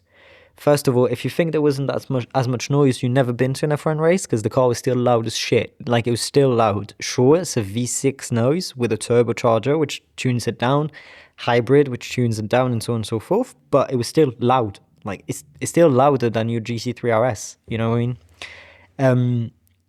So that's not true. The racing itself, it's the pinnacle of the sport. So everybody is nearly as good as each other, whether it's teams, whether it's drivers. Of course, you're not going to see 100 overtakes during a race. It's just no, because everybody's so good that you don't get there. And yes, strategy plays a massive role, because everybody's so good that strategy has to play a big role. And frankly, it wasn't better 20 years ago. There wasn't more overtakes 20 years ago. There was a bit more noise, fair, like a lot more noise. But you and I would hate it because it hurts. It hurts. It's so loud. It hurts. It genuinely does. So it's not for the worse. And Formula One has never been that popular. Never, ever in history. So, I mean, it seems to be working. Yeah. What has made it popular? Netflix. I mean, yeah, the movie. Yeah, there's movie. TV they show. made movie and TV series about that. The one. TV series made it popular. The movie surfed on the wave, but the TV series made it, or the series made it popular. The Netflix series, yeah, most definitely made. Why do you think that people who haven't been interested in Formula 1 got interested in that one? It's the romance of it. They're still, even though they're a bit more fashionable and a bit prettier, they're still gladiators. Anyways, they're still fighting on track. There's still death talking behind them, even though the cars are really safe and the tracks are really safe. It's still 300 kilometers an hour into a wall is going to hurt. So there's still that sort of high risk, high intensity, high adrenaline is the pinnacle again. Same way you'd look at Mbappe or Messi playing football. You're like, wow, this is a master at his craft. You can't do anything. You can't do it better than him. There's so yeah, I guess that's that. And yeah, the romance behind it. Now some people are interested in it just for the girlfriend. And I don't fucking care. Like, cool, okay. Like, if there are many aspects. Yeah. It's like, in the eye of the beholder. Yeah. You can enjoy art the way you do. Yeah, exactly. I like the racing. Yeah. But how about the hype and the lift of like endurance racing and the fact that like, well, the car people know that Max Verstappen got into Nürburgring endurance racing. Yeah. But I don't know, like for us it seems to be like a clear step, but for non-car people it might not be it's maybe not. So what do you think about this one? Do you think that it will continue? And so it's always been, it just wasn't a thing for a couple of years, but if you look back in history, Formula One drivers used to race endurance on the side all the time. Nico Hülkenberg won Le Mans in 2017, 18. So they've always sort of done it. The thing with Max is that he's so famous that everybody realized, oh my God, he's so famous. And have they done better marketing for his like pivoting? Sorry, go again? Have they done like better marketing for his pivot to endurance racing? Well, I mean, it's Max, isn't it? I mean, he's huge. Like, I mean, the thing with that story in particular is obviously it's his team. In essence, that's his goal, is to build a team and run cars during endurance races, which he does. So that's why it got so much, oh wow, because he's not just racing in a team as a factory driver. I mean, I hope it continues. I find it sick. I find it really cool. I mean, is the only person in GT racing who can slap everyone like that. We did the math. He was quicker than anybody else by 2 seconds per minute of driving. That's how much quicker it was. Mate, insanity. And it gets people to realize how good Formula One drivers actually are. They are the best in the world. So I think it's cool. Quite like it. Sorry, Kevin Estre. You know, like, oh shit, like somebody's going to be way quicker than you now because that's what Max is. But I think it's really cool. Yeah, if Kevin Estre comes here to this podcast and sits there in the Quiddlebus studio, he gets to give his opinion about this one. And if he tells you he's quicker than Max, I'll agree because he's there. Fair enough. Okay, like he's probably the best GT driver in the world, but Max is just steps above anything else, really. So we have talked a fair bit about cars and motorsport. Yeah. So should we dive deeper into like private stuff and kind of like not private stuff, but kind of like I don't know, more regular stuff. Self-development, maybe some like deeper stuff, that direction. Can you just let me just check my messages for a second? 1 second. Sorry, I apologize really badly. This is bad. I just want to make sure my girlfriend got home safe. That's all I want to know. No, well, didn't get a reply from her. So yeah, we keep going. She's probably home safe, hopefully. Yeah, hell yeah, absolutely. Yeah. What else do you do than like motorsports? You are still like you haven't been racing in NASCAR for a while, and you live near Nürburgring. Yeah. So what else like are you interested in? I think I've shut I've shut the book of motorsport. Really, I don't think I'm ever gonna get back to it because the passion died. In many ways, like I still like it. I still like the driving, but I think there's too much bullshit going around it now. It's not my thing anymore. I mean, it's not who I am. And you see influencers becoming racing drivers, and rather than racing drivers becoming or having influence, you know what I mean? And it's just right. Okay, I'd rather be out of it. Is it fully my decision? No, it's the world that decided that way. But I'm glad I'm out of it. What interests you now? It's funny you say that. So when you're doing something like racing, or when you're racing at a decently high level, like this is something you have to work very, very hard to gain a position. The intensity of it makes it so that when you're back home, nothing feels good. Everything feels like a meal without salt or pepper. It's just, it's blank, right? Now that I've been out of it for a bit, all of a sudden everything has flavor again, right? So I don't know, I'm going to go play football with a friend and just, oh, this is fun. Oh, this is cool. Or I'm going to spend time with my girlfriend and be like, whoa, this is really amazing. I love it. So at the minute, everything interests me. Everything. I just like everything. Is it hard for you to focus on certain stuff, or do you just enjoy that you can enjoy or do everything? I enjoy it because I needed a break. I've been chasing one thing for like years and years. I needed a break. I need to breathe. Obviously, I'm still living from motorsport in essence, as I'm doing some coaching for a living. But yeah, I'm glad. Oh my God, it's amazing. It's amazing to, oh, this is very interesting. Let me dig the rabbit hole and oh, wow. But do you have any good examples? Like football is one. Christ, Pokemon cards, mate. Pokemon cards? Yeah. Pokemon cards, mate. I got interested in Pokemon cards and spent thousands and thousands. I had some from when I was a child. Yeah. And I just dug the rabbit hole like so bad for months and months and months and months and months. Actually, I have one story related to Pokemon. I'm not a Pokemon fan. Rock on. But actually, he was in my school. I think it was like 2004 or something. So I was like, or 2005, 2006, something like that. Fuck, good cards. I was in like elementary school. So one guy who was a few years older than me, and he's actually a brother of my friend from high school. He's the Pokemon world champion. No way. From Finland. This is sick. Yeah. This is fucking... I played the game, and I'm so bad. I'd love to meet him. Like, sick. Yeah, if there's a chance, I will introduce to him. Maybe his brother, my friend, Sampo, Okay. listens to this one, I don't know. But if there's a chance, I will introduce you. But it's funny to. I think it's funny to like find weird connections. Yeah. And even I haven't met his brother, who is the actual world champion. But I think it's cool to mention that, you know. And if you're a world champion at anything, you'll have to be interesting. You know what I mean? Like he has to be an interesting person. Like how the fuck do you become Pokemon world champion? I have no idea what he's doing currently. Maybe he's just world champion 5 times. God knows. Maybe not. We have to find out. Yeah. But yeah, I like digging rabbit holes now. Give me more. Football, Pokemon. Football, yeah. Well, I mean, football is just, I enjoy being shit at something and getting better. I just like it, and it's good for the health and the body to just run around the football. I heard from a person that you kind of like to kind of like improve what you just described. Yeah. And in football, you are enjoying it because it challenges you. Because I'm and shit. actually like shooting the football, it fascinates you because you are not like. Because I'm terrible. There's no yeah. other words to put it. I am awful at it. I'm very bad. And yeah, exactly. It fascinates me because I'm like, well, you can do it. So there's no way. I mean, you've got 2 legs, 2 arms. I've got 2 legs, 2 arms. You can do it, but still someone is better than. And Exactly. How?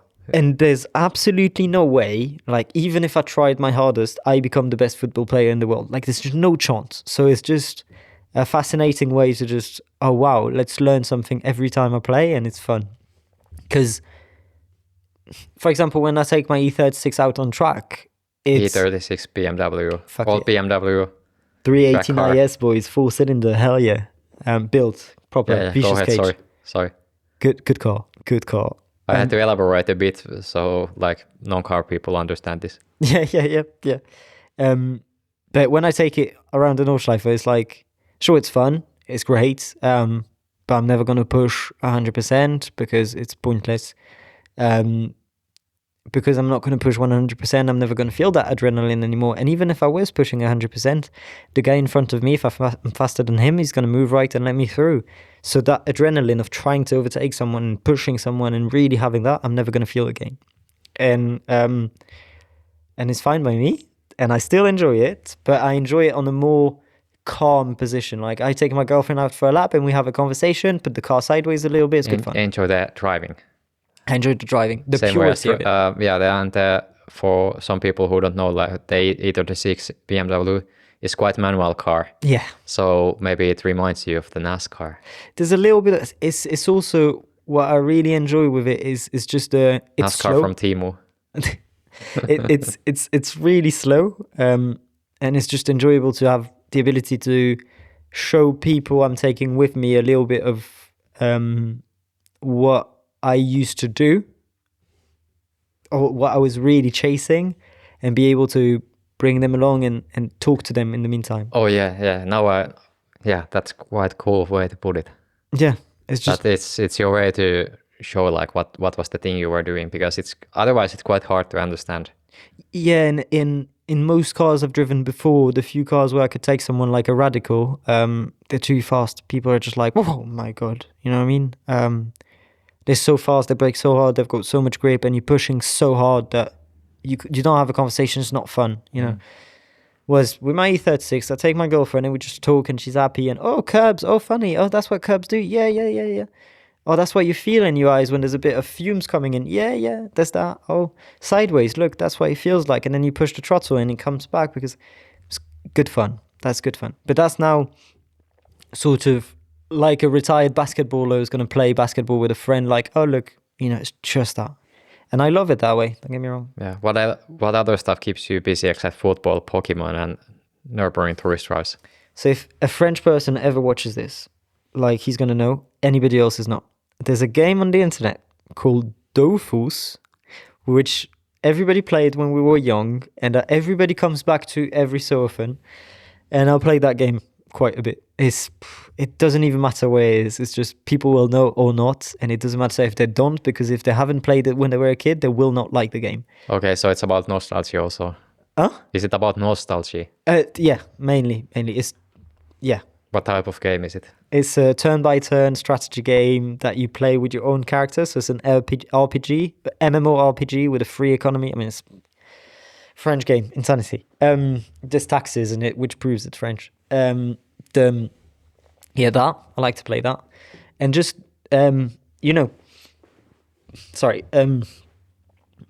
my life before, even with my girlfriend, was, look, this is my dream, and cool, I'm so happy you tagging along, but figure out a way to stay near. Okay, this is what you're sort of.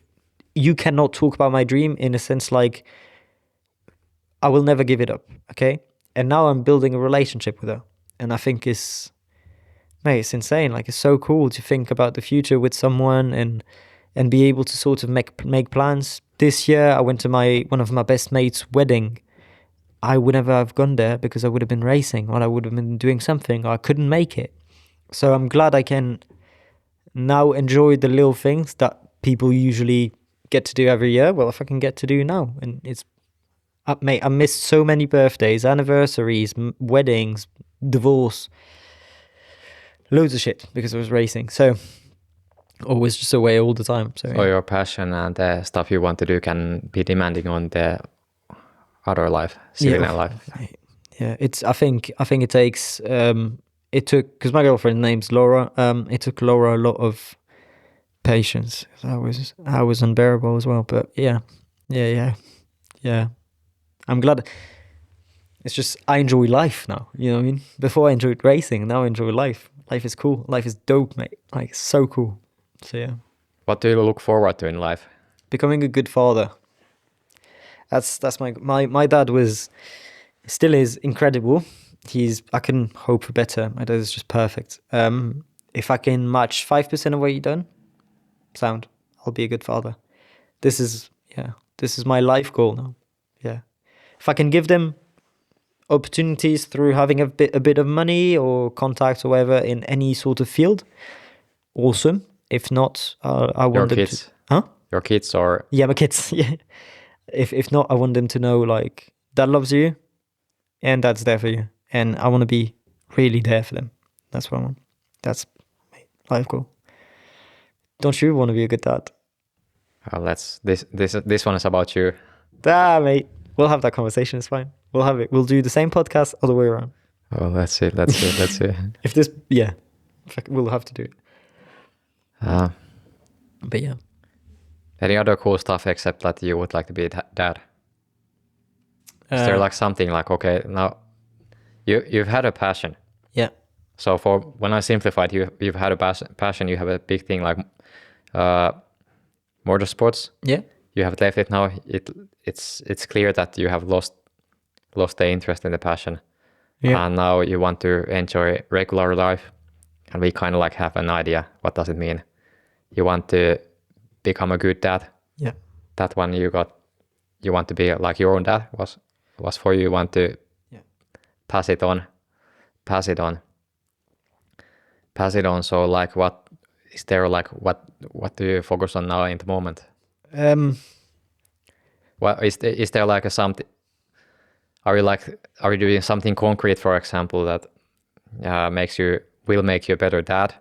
Or is there something that, okay, you are now focusing on this one and then other stuff goes like on the side?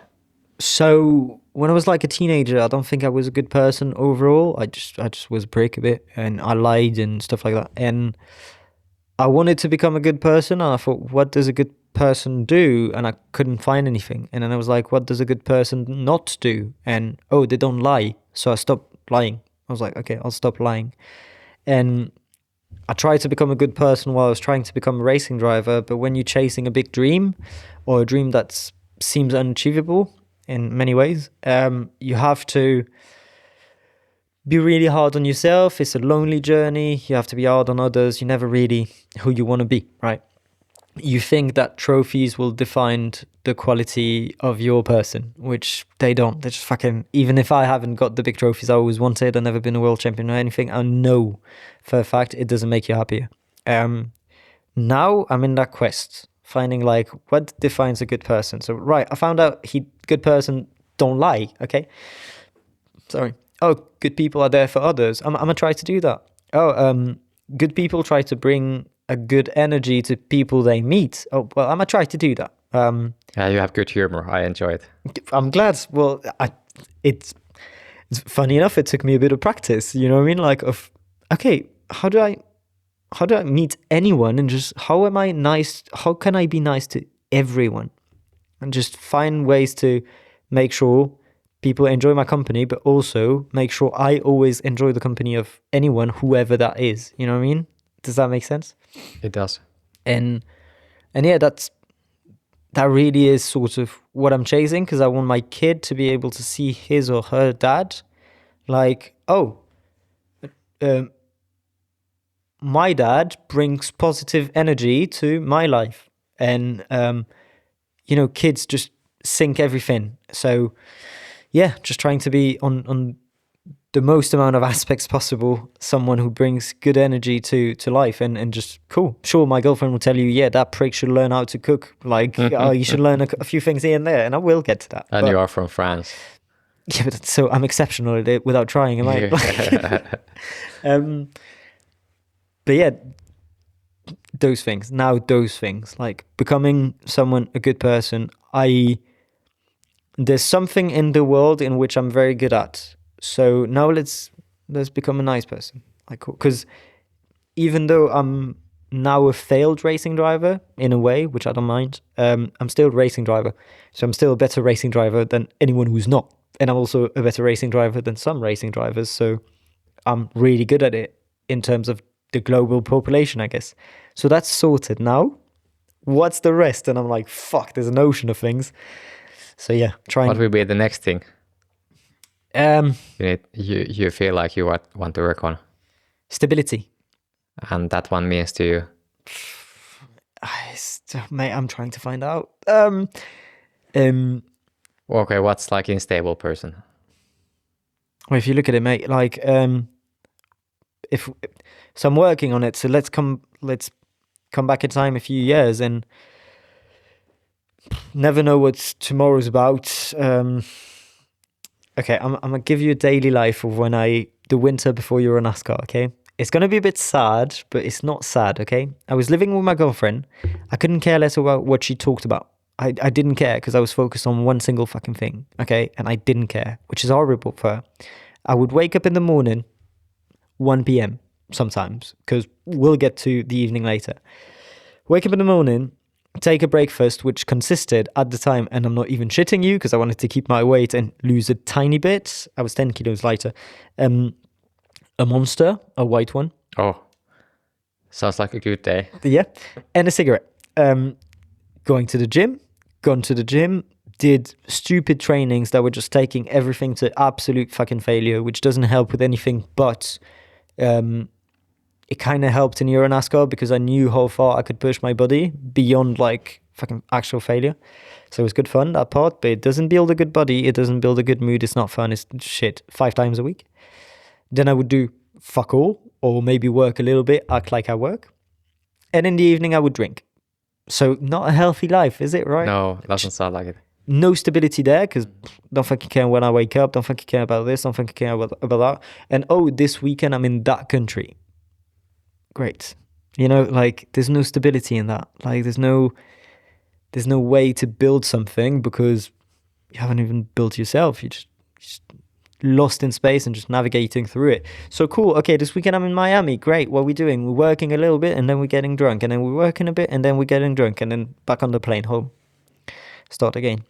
And then race week would come, or 2 weeks before. Okay, cool. We might stop drinking, smoke a bit less, start using snus instead of smoking, which obviously is a lot healthier.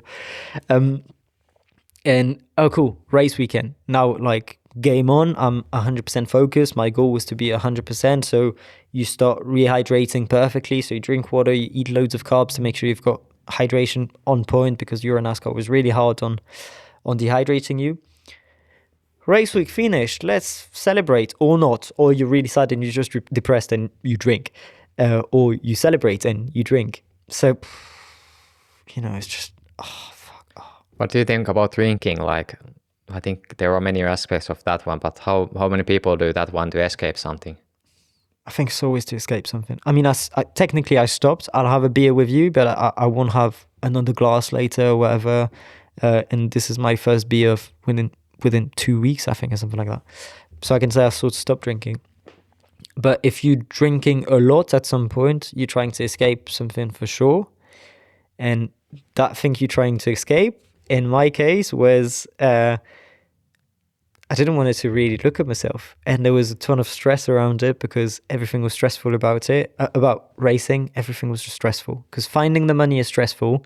Going to the race is stressful, dealing with the team is stressful, and all of a sudden you're in the car on the grid, and now the real problems come, right? Now it's real fucking problems. Oh, and by the way, if you crash the car, you're going to have to pay for it. Your season's over because the money's gone. So it's just too much stress. I was trying to escape that stress. And I couldn't really look at myself and tell myself, are you really sure that's what you want? Like, do you really want this life? So yeah. Yeah, isn't it weird? Like that's what you want, but still you want to escape from it. And I didn't want to have that conversation with myself. So having a couple of glasses made me sleep, basically. It was kind of that. And I wasn't drinking 5 bottles of whiskey a night. It was like having 2 rum and coke or 2 glasses of wine or something. Maybe 3, or fucking sometimes 4. But I wasn't an alcoholic. I was just escaping that reality. Reason I'm saying I wasn't an alcoholic is because as soon as I stopped drinking. You know, like it just went away. So yeah. Yeah, I think if anyone in your entourage sort of talks to you and is like, yeah, I'm really happy in my life, or I love this, I love that, or I really want this, and you see him in the evening just punting rums and cokes, brother, there's a problem, let's talk. Like, there's something, let's have a conversation. Do you really like your life? No, not really. There you go. Yeah, wait. Fuck, that was depressing. But yeah. Most of the time, people would chase a big dream will have flows on the side, and most of the time it's the same, fucking drinking. I was lucky it wasn't drugs, but... Do you have any like wild dreams? Like the becoming like a good dad in future sounds like something achievable. But do you have anything, something like the motorsport, for example, when you compare to the motorsport story, like that one is like, how would I say? It's like wild dream. It's something really hard to achieve. You went there, but then you stopped. Like, do you have like something similar currently that you want to like really work hard, and you are like, maybe I can achieve it or maybe not? I still have some level of unfinished business in motorsports because I'd like to build a team someday. Sorry, not now. I want to break from it. I want to do other stuff, but yeah, that one, build a big team, just build a menthai. Yeah, I wanted to kind of like lead our conversation to a question that the previous guest left for you. Please, go ahead. And the question is, what is stopping you to fulfill your dreams?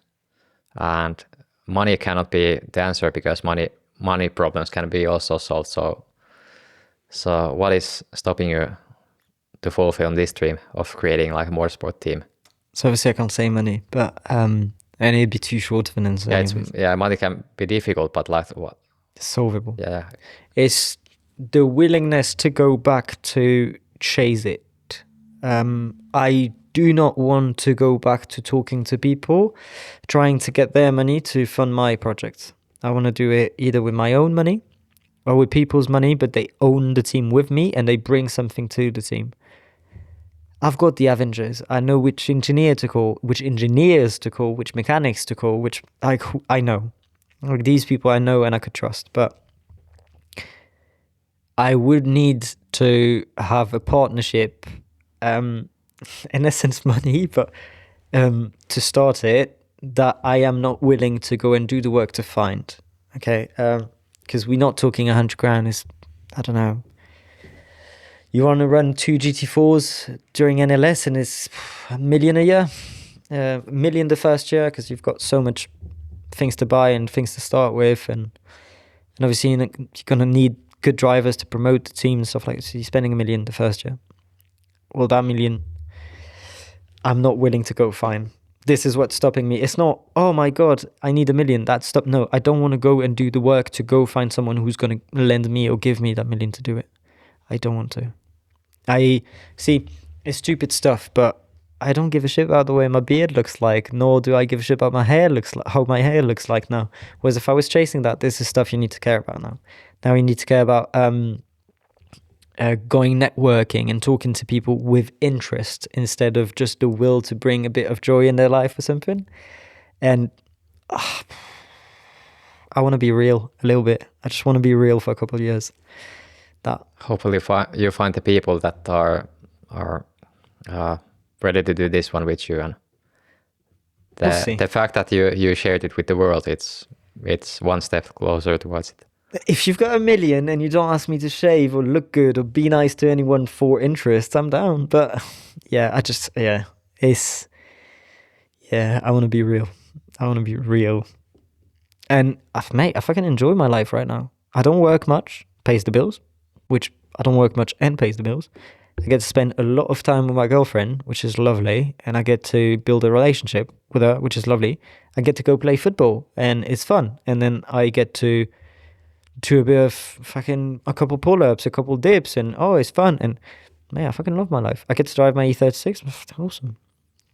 How you are currently working? Even though French people don't talk life about only work, but how do you find like your life? Are you doing only coaching or? Yeah, I do some simulator coaching as well.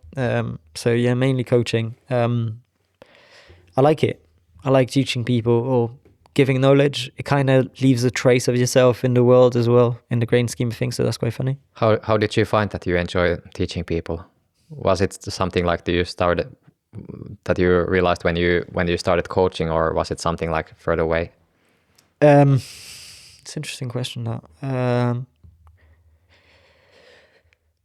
I think I realized I was a little bit better than the others at doing it. To me, it was simple to explain how I did something to become quick, because it took me a lot of understanding of the thing to become quick, right? And so it was easy for me to see what people were doing wrong and just be able to tell them, and no, do that and it'll be better. Sometimes, and I swear to God, that guy who drove from Manchester down to do 2 laps, the only thing I told him is raise up your steering wheel. Just raise up the steering wheel, everything will be better. He rose up the steering wheel, it was better. Oh, that's interesting. Huh? Yeah, it goes back to the car stuff. No, it goes back to the car stuff, but that's really interesting. What's the function behind it? How does it work? Raising steering wheel. So I've never heard about this one before. If you have it there, so bottom of yourself, like low, you're gonna use your shoulders, right? You're obviously gonna move your shoulders to do it. If you have it there, you're not using your shoulders. You're just pushing like that, right? And it's a little movement of extending your hand up, right? Instead of moving your shoulder up. Just have a better feedback. And that's the way I put it with him as well, is if you have it here, your elbows, your wrists are straight. If you have it here, your wrists are broken. So the info goes here, and then the info goes here, and then the info goes here. And it's broken 3 times. So you've got 3 times the amount of feedback. So you're getting more feedback from it. Now, all of a sudden, if it's here, you can push the steering wheel up instead of pulling it. You never have to take it off, because here you still have space and you just get more feedback. Now, because it's here, you've got it in your sight as well. So you have to look above the steering wheel. So you're looking further. Because you're looking further, everything is smoother. It's a more, just flowy line, and it's better. This is fascinating. It was, I literally, I'm sure he could testify if we wanted, but I literally just said that to him. He was like, mate, this fucking works. And I was like, yeah, I know it works. So that's why I knew I loved teaching, because I love teaching people, because I knew I could find that small detail, because I was just looking at it and thinking, I've learned that I was wrong with that. That works, I guarantee you that. So yeah, that's why I quite like it. And I like it when people feel like they spend a little bit of money because they wanted you with them, or you to teach them something, and then they look at you like, this was worth the money, do you want to have a beer?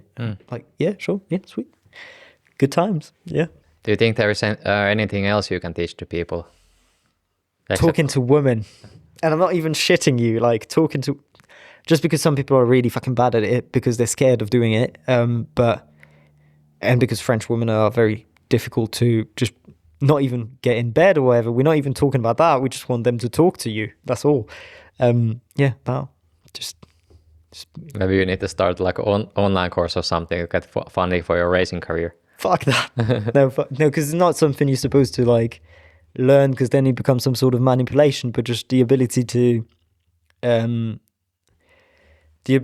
connect with someone on stuff, obviously with the goal of getting laid, like fair enough. But yeah, I've seen some of my mates talking to women, and I was like, no wonder she blocked you, you idiot. Like, of course, you dumbass. Like, you can't say that to anyone. How do you connect with people? Does it affect the dudes also? Like, not also like as a man talking to a woman, or is like also making friends and networking? What's the magic? Find something the person in front of you really likes and you kind of like, and then he will probably do the same. and you both get interested not in the person but in the subject. If you're both passionate about it, you're going to talk about it with passion, and passion's love, and it just creates a loving atmosphere, and you just enjoy spending time together. Oh, that was beautiful way to simplify it. Yeah, well, I hope no one in the comments goes like, that's bullshit. Like, no, yeah. Yeah, if you think it's bullshit, please go down to the comments. Yeah, and I'll... Give shit to Victor. Yeah, you're going to have to blur out the middle finger, because if they say that, I'm going to... But yeah, just that. Just find a way in between, usually. And if the person in front of you doesn't reply back with interest in you, just leave. If they're not interested in you, they're not open to be open, they're not up to be open, maybe not their day, maybe not their... Yeah, it's not more serious.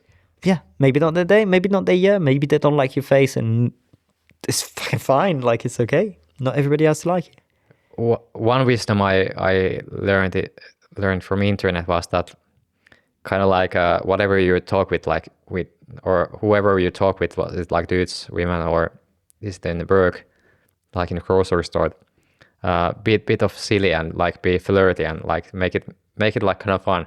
Life is too serious and like too gray in it anyway. So if you make like a dad joke or dick joke, it's quite like convenient. It can like make someone's day. Absolutely. If you get the opportunity to just make someone smile, it might be the only smile of the day. Think about that when you walk the dog. If a kid wants to hug the dog or pet the dog, obviously say yes, like always, because it might be the only joy he's got in his day. Like, yeah, hell yeah. Make the silly joke, be flirty, fuck yeah. If people can smile off of that. That one also can happen with cars, and that's maybe something like I hope that I get to like enjoy one day. That like if I will have a nice car, one kid will come there, like look at it, and I can like, okay, jump in. I did that. So EuroNASCAR did parades. So you parade in town, then you park the cars and stuff. And everybody was always like, don't touch the cars, don't change the mirrors and blah, blah, blah. And I was like, it's fucking bullshit. I've got 2 mechanics. They'll change the mirror. And if you press the wrong button, I've got 2 mechanics. They'll be fine. So let the kid sit in the car. Let him press the button to start the car. Let him do that. And do it with a smile, because he'll be like, oh my God, this was a great experience just because you've done it. And it was lovely. Yeah. Maybe they want to share some or give something good to the world because someone gave it to them. And you never know what the kid's day looked like. Maybe his parents kept arguing the entire fucking time. Maybe it was a very bad day for him. But he got to see it in a NASCAR. And he'll remember it forever for that day instead of his parents arguing. Just try to give a bit of joy. Like, it's not that hard. You know what I mean? Especially to kids. Because, you never know. There's one question I want to ask you, and this is something that I have tried to ask everyone who joins here. So it's like a traditional question for me. Please. And it's about cars, of course. Of course, yeah, let's go. And yeah, we have been quite car heavy here. If you have now when I'm giving my boring monologue here, you can think about something else than cars you want to maybe talk about still.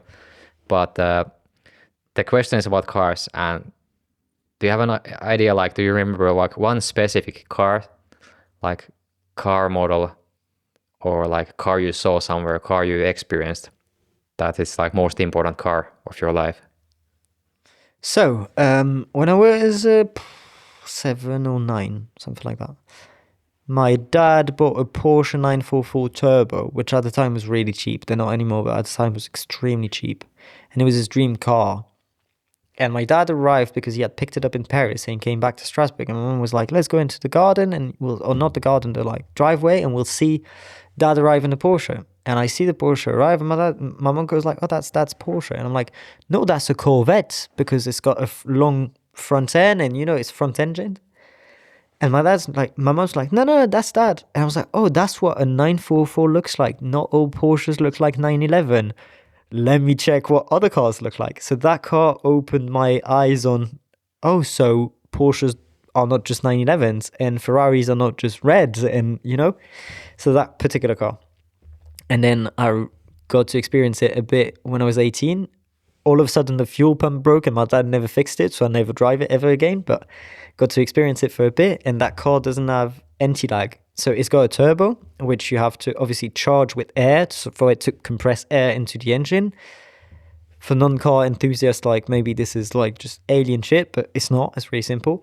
And nowadays cars have small sort of engines to make it simple that does it instead of the real engine, so it doesn't have no power and all of a sudden all the power. Anyways, this car doesn't have an anti-lag. So you second gear, 3,000 RPMs, flat out, nothing happens. Just nothing. And you wait, and all of a sudden, and I loved it. This was insane. It smells, the leather inside smells. Yeah. Lots of feelings. Do you have a picture of the car? I probably do, yeah. I'll send it to you. Yeah, send it to you and we can put it here. And you'll understand why I thought it was a Corvette when I was 7. Like, it's just a long nose, long front end. Yeah. Mega car. Oh, man. I'm out of questions and topics. Huh? I'm out of questions and topics. Well, I guess that's a win then. Yeah, it's a win. It's a win. Good. Do you have something that we didn't like discuss about your life? Threesomes, Latinas. I'm joking, obviously. No. Dude, my life's dope. It's always been sick, but it's better than ever, and I'm extremely fucking happy with the way it turned out. You know, when you break up with an ex and a few years later you realize it was for the better, that ex was racing. So, yeah. Oh, Christ. Yeah. Feel good now. Thank you very much, Victor. Thank you for having me. Time to wrap it up. Sweet. Thank you for watching, if you did. Thank you. Thanks for making my dream come true.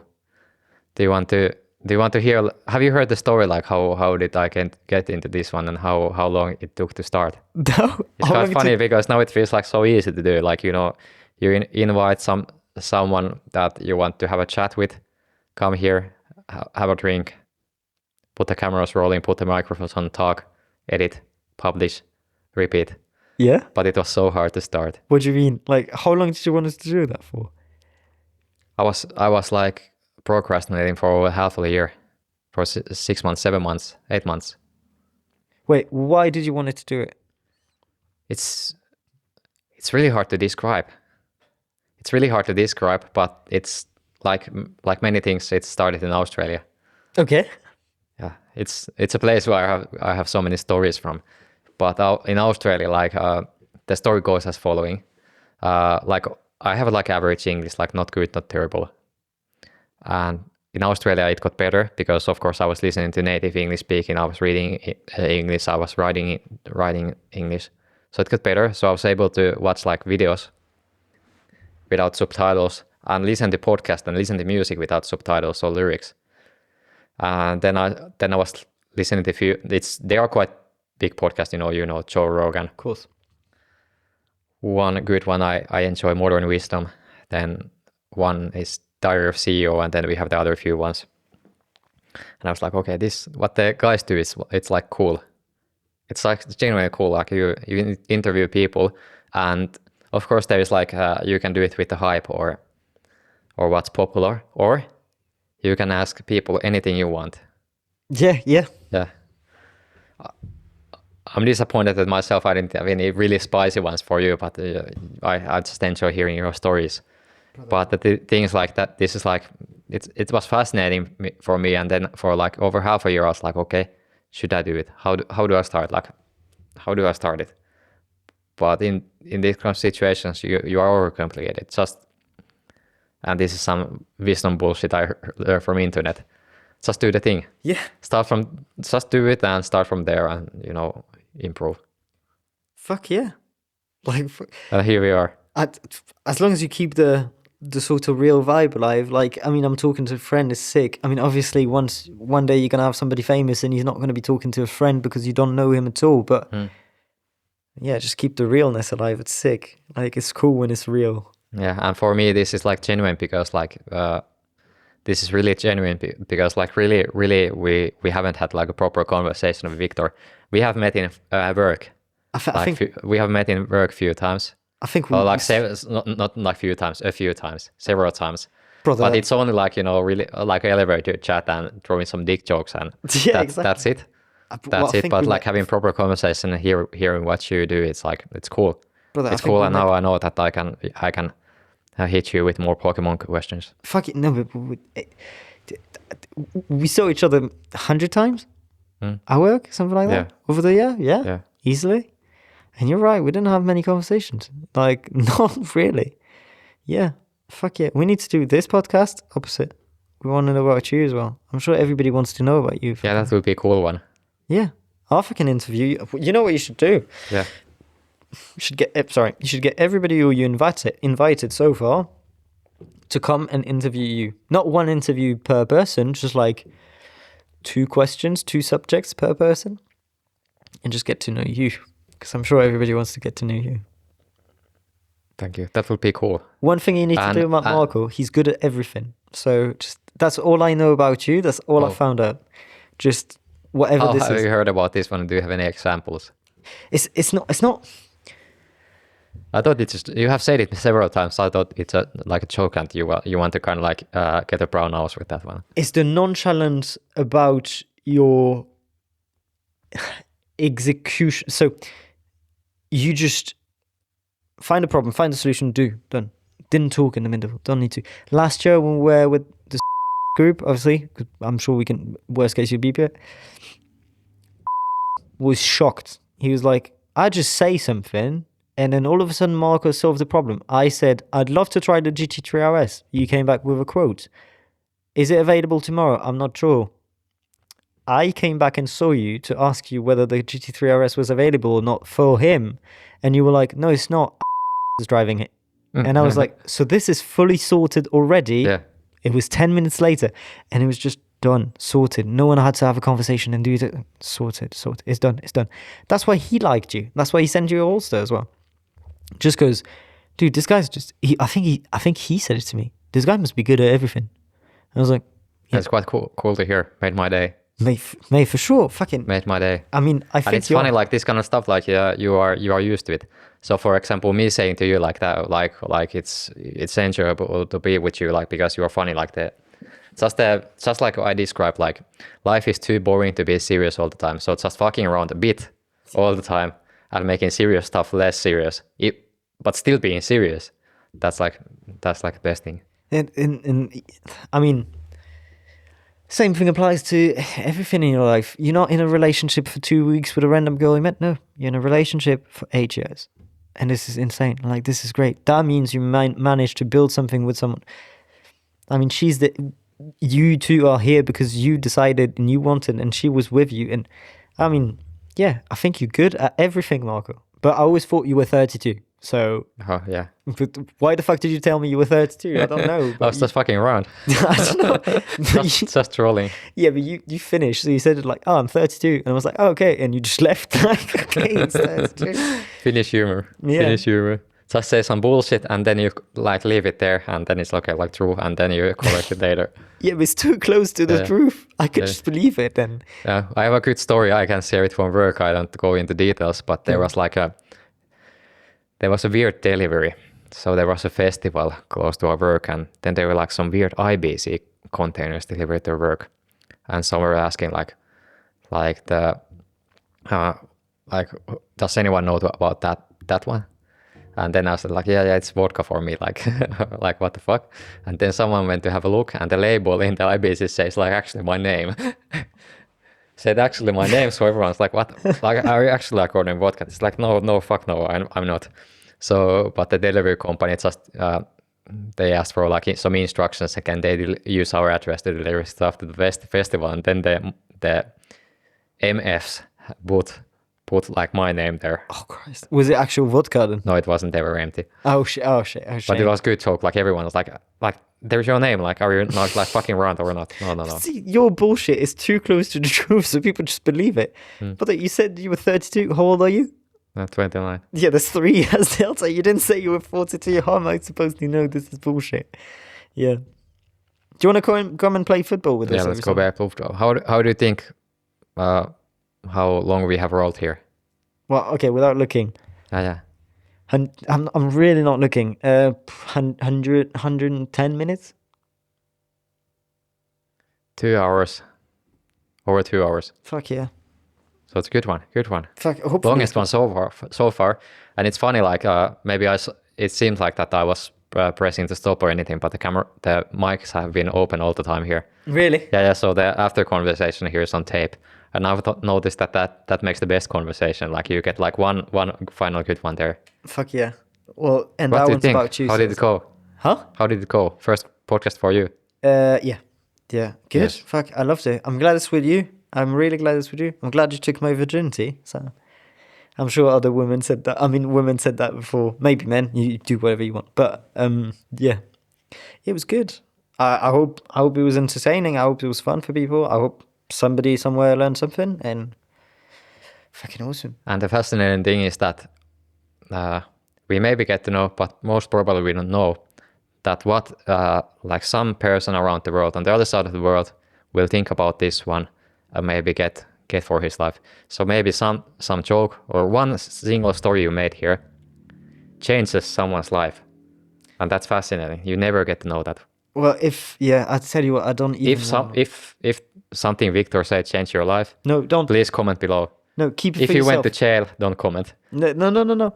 Keep it for yourself, even if it changed your life. Go, if it really did, well, go change other people's life then. Go, be yourself, enjoy your life. Go change other people's. Because all I fucking did, I just lived my life and then learned a few things. But it probably didn't, Marco. Like, people have heard that before. But if it did, it's mega. And I, like you said, the good part is you never know. So I want to keep it that way. I don't want to know. All right, cool. Thank you. What pleasure. Time to wrap this up. Thank you so much. That was sick. I don't know how to formally end the podcast. Do you know how do they end? Thanks for joining. Please like and subscribe. Yeah, no, seriously, fucking subscribe. Like, you should. If you watched until this, if you watched 132 minutes, subscribe. At least leave a comment. Say this was sick. Marcus Beautiful is probably good at everything. And Oh yeah, there was one thing I wanted to ask you. Please? Like, if you could go like really wild, really wild, is who would you like to be here in the podcast? Who would I like to see here? Yeah, like you can go crazy. I can go crazy. Yeah, like crazy, but not like that crazy. So not Bin Laden. He's dead. So that's, Yeah, I wouldn't want him to be there. Yeah, or someone who's alive. Okay, so okay. Why did Bin Laden come to mind first? I'm sorry. Yeah, I would probably ask a question from him like how did he choose the Casio watch? I mean, I guess it'd be you do a couple of views. Oh fuck. I tell you what, mate. I think the problem is I kind of want someone who hasn't. I really like Joey Diaz. Joey Diaz. Yeah. He's comedian. Yeah. He's kind of like he has like a dark hair and kind of like looks Latin. Does a bunch of drugs. Friend with Joe Rogan. Yeah, I think I have seen in Joe Rogan. There's the internet meme where they're like there's like some techno playing. Then they're like this. Have you seen that? No, I haven't. Yeah, I thought that one was. But that's in Joe Rogan, and yeah, I will put a picture here if I find, and I will show it to you. Yeah, Joey Diaz. Yeah. If Joey Diaz was here next week, what would you like me to ask Joey Diaz? What would you like to, or like a topic you would like to deep into? As in, is Joey Diaz, or that should apply to anyone? Joey Diaz. Brother, how do you do so much drugs and still enjoy it? Like, how do you... Because he said in a podcast and in an interview, he likes to go meet the devil, and that's why he does so much. And we're talking about THC, like legal drugs where he lives. And brother, the few times I had a joint in the past couple of years, it fucking scared the shit out of me. You know what I mean? Like, how do you enjoy the mental scary part? How do you go in that place in your brain? How do you go there? Because I like to go there sometime. Not necessarily with drugs, but how do you go where you're scared in your brain and enjoy it? That's what I want to know. That's a good one. Thank you, Victor Neumann. Pleasure, brother. Thank you. Time to wrap it up now. Sounds really. Good. Okay. Done. Why are you still here? Because you could have everything. They want to stay. Go sleeping. It's just a podcast, man.